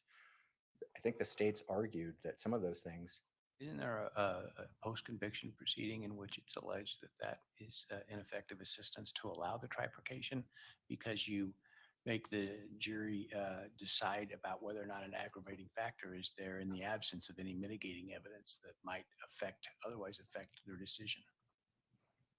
I'm sure there is. But I can't say that I agree because from a jury's perspective, I mean, you have to realize that these guys, these are people who have been pulled in, they don't have legal training, and now you're asking them to make a bunch of different decisions at the same time. And as we pointed out, I mean, we can go back and forth about, what's the, if you don't trifurcate, you're going to put on the victim impact during the penalty phase with everything else, right? And so whether or not there's even a statutory aggravator is now going to be influenced by all of the things that are emotionally really powerful. And so, I mean, we can go back and forth about, who does that prejudice. At the end of the day, a trifurcated proceeding is just simpler for a jury to do their job. They have to be able to make a decision about statutory aggravators to even have a death penalty in a particular case. Being able to do that with just a standalone, do these things actually exist first before you start to get into the mitigating and aggravating? I mean, you can put on some mitigating depending on what the aggravator is at the aggravating portion of the case. You can talk about future dangerousness and things like that, assuming that the court decides to let it in. But if you don't do it this way, what you risk is that a jury is going to be influenced by non-statutory aggravators, victim impact statements, and on those grounds, say yes to one of the statutory aggravators. And, you also are telling the jury, these things you have to find beyond reasonable doubt, but these things you don't, and do all of that at the same time. And I mean, the studies have shown that juries really want to get these things right, and they really want to follow the law, but oftentimes the instructions that they get aren't really that clear. And I think adding to their burden by cramming it all into one hearing, it's unnecessary. The court has the ability, I think, under Rule of Evidence 106, to let them do the function that they're supposed to do with the statutory aggravators, and then that way they can make that decision. And if they don't find any, you don't even have to do the next part. But if they find one, then you open it up into the state's case in aggravation and the defense case in mitigation. In terms of using the rules of evidence, as we pointed out, a number of courts have said, confrontation clearly needs to be able to apply. You have discovery that needs to go out.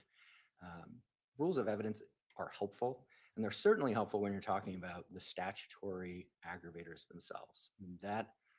That's an area where if you're trying to make a accurate determination of whether or not those things exist such that you can have the death penalty, the use of the rules of evidence is, I think, can be detrimental to both sides if you just kind of allow willy-nilly whatever to come in.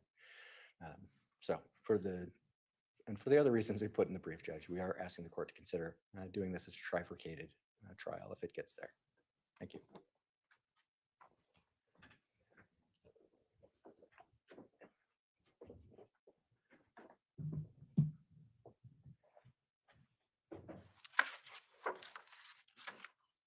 And Your Honor, just to briefly address the point about the confrontation clause and the rules of evidence. The defendant has fairly acknowledged in his brief that the Idaho appellate courts have issued binding precedent that's contrary to their argument today. The state's not going to belabor that point. I think the case law is clear and the state briefed that. As to trifurcation, the defense has yet to lay out what exactly this process would look like. And what I mean by that is, at what point it appears, although the defense has not explicitly stated this, that they would encourage this court to adopt a procedure where the state puts on all of its aggravating evidence for all of these statutory factors, and the jury then goes to deliberate on these factors without hearing any of the mitigating evidence. Now, this is very concerning, and particularly the state briefed this. You take the propensity aggravator, where the jury is tasked with determining whether or not the defendant's going to pose a continuing risk, to send them back to deliberate without allowing them to hear evidence in mitigation. That's very concerning to the state about what that might do to, for example, the appellate record. And I think that that post-conviction proceeding in the Renfro case really highlights the concerns with this procedure that they're asking the court to adopt. As to the assertion that this is simply too confusing to the jurors, the court will instruct the jury on what the law is. And as we've argued on these other motions, the court can't just start with the assumption that jurors aren't going to follow the law, that it's simply too concerning or too confusing for the jurors. The jurors will receive instructions. They are presumed to follow those instructions as a matter of law. And the court should assume that these jurors will do as they're instructed. And unless the court has any questions for me, that's all I have. Thank you, Your Honor.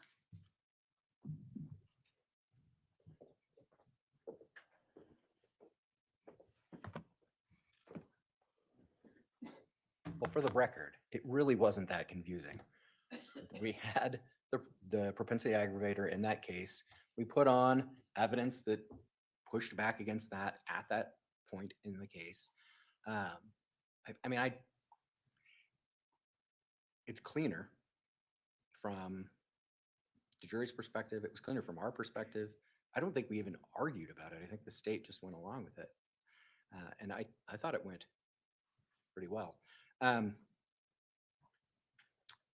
I definitely want to push back on the idea that, you know, we have a tendency to have these tautologies in the law where we say, well, the jury is great and they'll figure it all out. And so long as we tell them what to do, then they've done what they were told.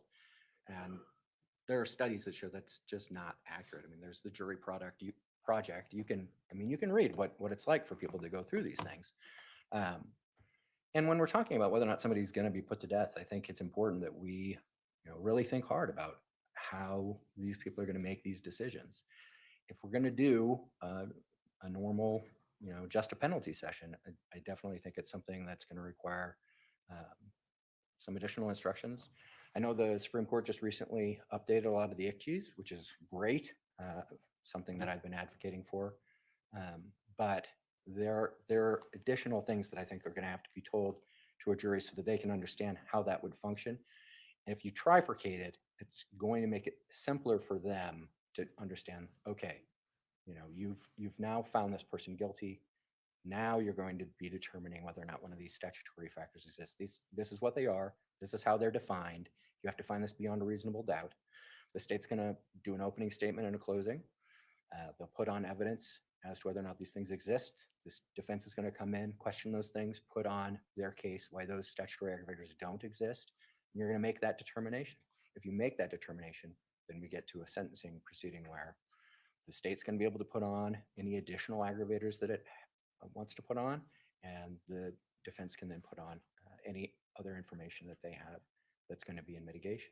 It works, and it worked, regardless of whether or not the SAPD doesn't agree with me.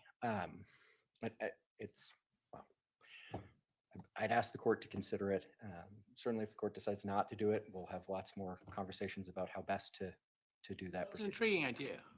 The concern, of course, is the desire to do this case once and not twice. And there's a protocol that has been approved by the appellate bodies versus the one that you're proposing now. And so that's always in a trial judges who tend to be fairly risk averse difficulty. Yes, sir. Well, thank you. Thank you, sir. All right, my dance sheet indicates that we have covered all the topics. Did I miss anything from either of your perspectives? Not from the state, Your Honor. No motions, Your Honor, but I think Ms. Massa has one thing. One Okay. housekeeping. Sure. Judge, we submitted Professor Cover's PowerPoint and her data. We filed it this morning under seal. We had a conversation that you thought that that should probably not be under seal, definitely with the PowerPoint. We have no issues there. It was filed with one thumb drive.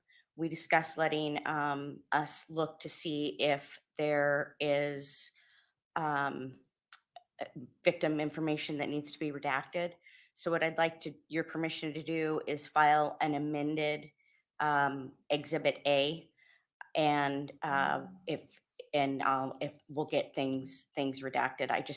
The one that's filed and you are inclined not to seal, I just don't want it to get out there before we've had an opportunity to review that and redact names. I'm assuming the state doesn't have an objection to that. No objection, Your Honor. Thank you. All right, and that's fine, counsel. Let me address, that brings up a good point in terms of just process for filing matters that need to be sealed in some way or the other. Because as we know, the rules for filing require them to be physically filed if you're seeking to have them filed under seal, which causes some difficulty for most of you who are not in the Treasure Valley area. I think perhaps the best way to deal with this is if you're going to file something and there's some portion that needs to be under seal, if you would provide a redacted and an unredacted copy. So for example, I think the defense filed a recent request for discovery and had an exhibit attached that they felt should be sealed. I'm assuming that's why they requested it to be sealed, was because of the exhibit. So you would file that one with, the exhibit just being a blank page saying redacted, and then provide the court and opposing counsel a courtesy copy of the unredacted, and then you can file the unredacted when you are here to get it filed under seal. And then we can let the public have the redacted version so that we, as much information as we can make public, we can. Do it that way. Thank you. That works for everybody. Thank you, Your Honor. Else for today? Nothing else for today. There was a motion filed that got placed under seal that the court was going to schedule. Is that about your jury voir dire procedure? Yeah, I think that's probably more appropriate to take up as we get closer to the pretrial than anything, because it really deals with essentially what is and isn't allowed in voir dire and in questioning. So I think it's just a little early in the game yet to get to that, from my perspective at least. Your Honor, the only thought I have about that is perhaps talking about that may cause the court to think we should begin voir dire maybe a tiny bit earlier than is currently scheduled. Well, we can, I think our pretrial is in May, correct? I don't recall. I think it's I in would trust the May. court on that. And our voir dire is set to begin in August or late July. I can't remember. So I think we have some flexibility there, and perhaps we'll address it at another hearing before the pretrial. I just thought with the number of motions we had today, that it was probably something we could save for a later day. Fair enough. Thank you. All right. Anything else? No, thank you, Your Honor. So that I'm clear on the record with respect to why I sealed that, I don't think you submitted that intending it to be sealed originally. The reason I did is because it had in there specific questions that can and can't be asked of folks who are being questioned for voir dire. And because of the extensive publicity here, I don't want to unnecessarily limit our available groups of veneermen because they've read something about what questions to specifically expect to be asked. And so that was my reason for sealing that. Okay. All right. Well, thank you. Everybody have safe travels back. I will take the matters under advisement and issue written opinions forthwith. Thank you. Thank you.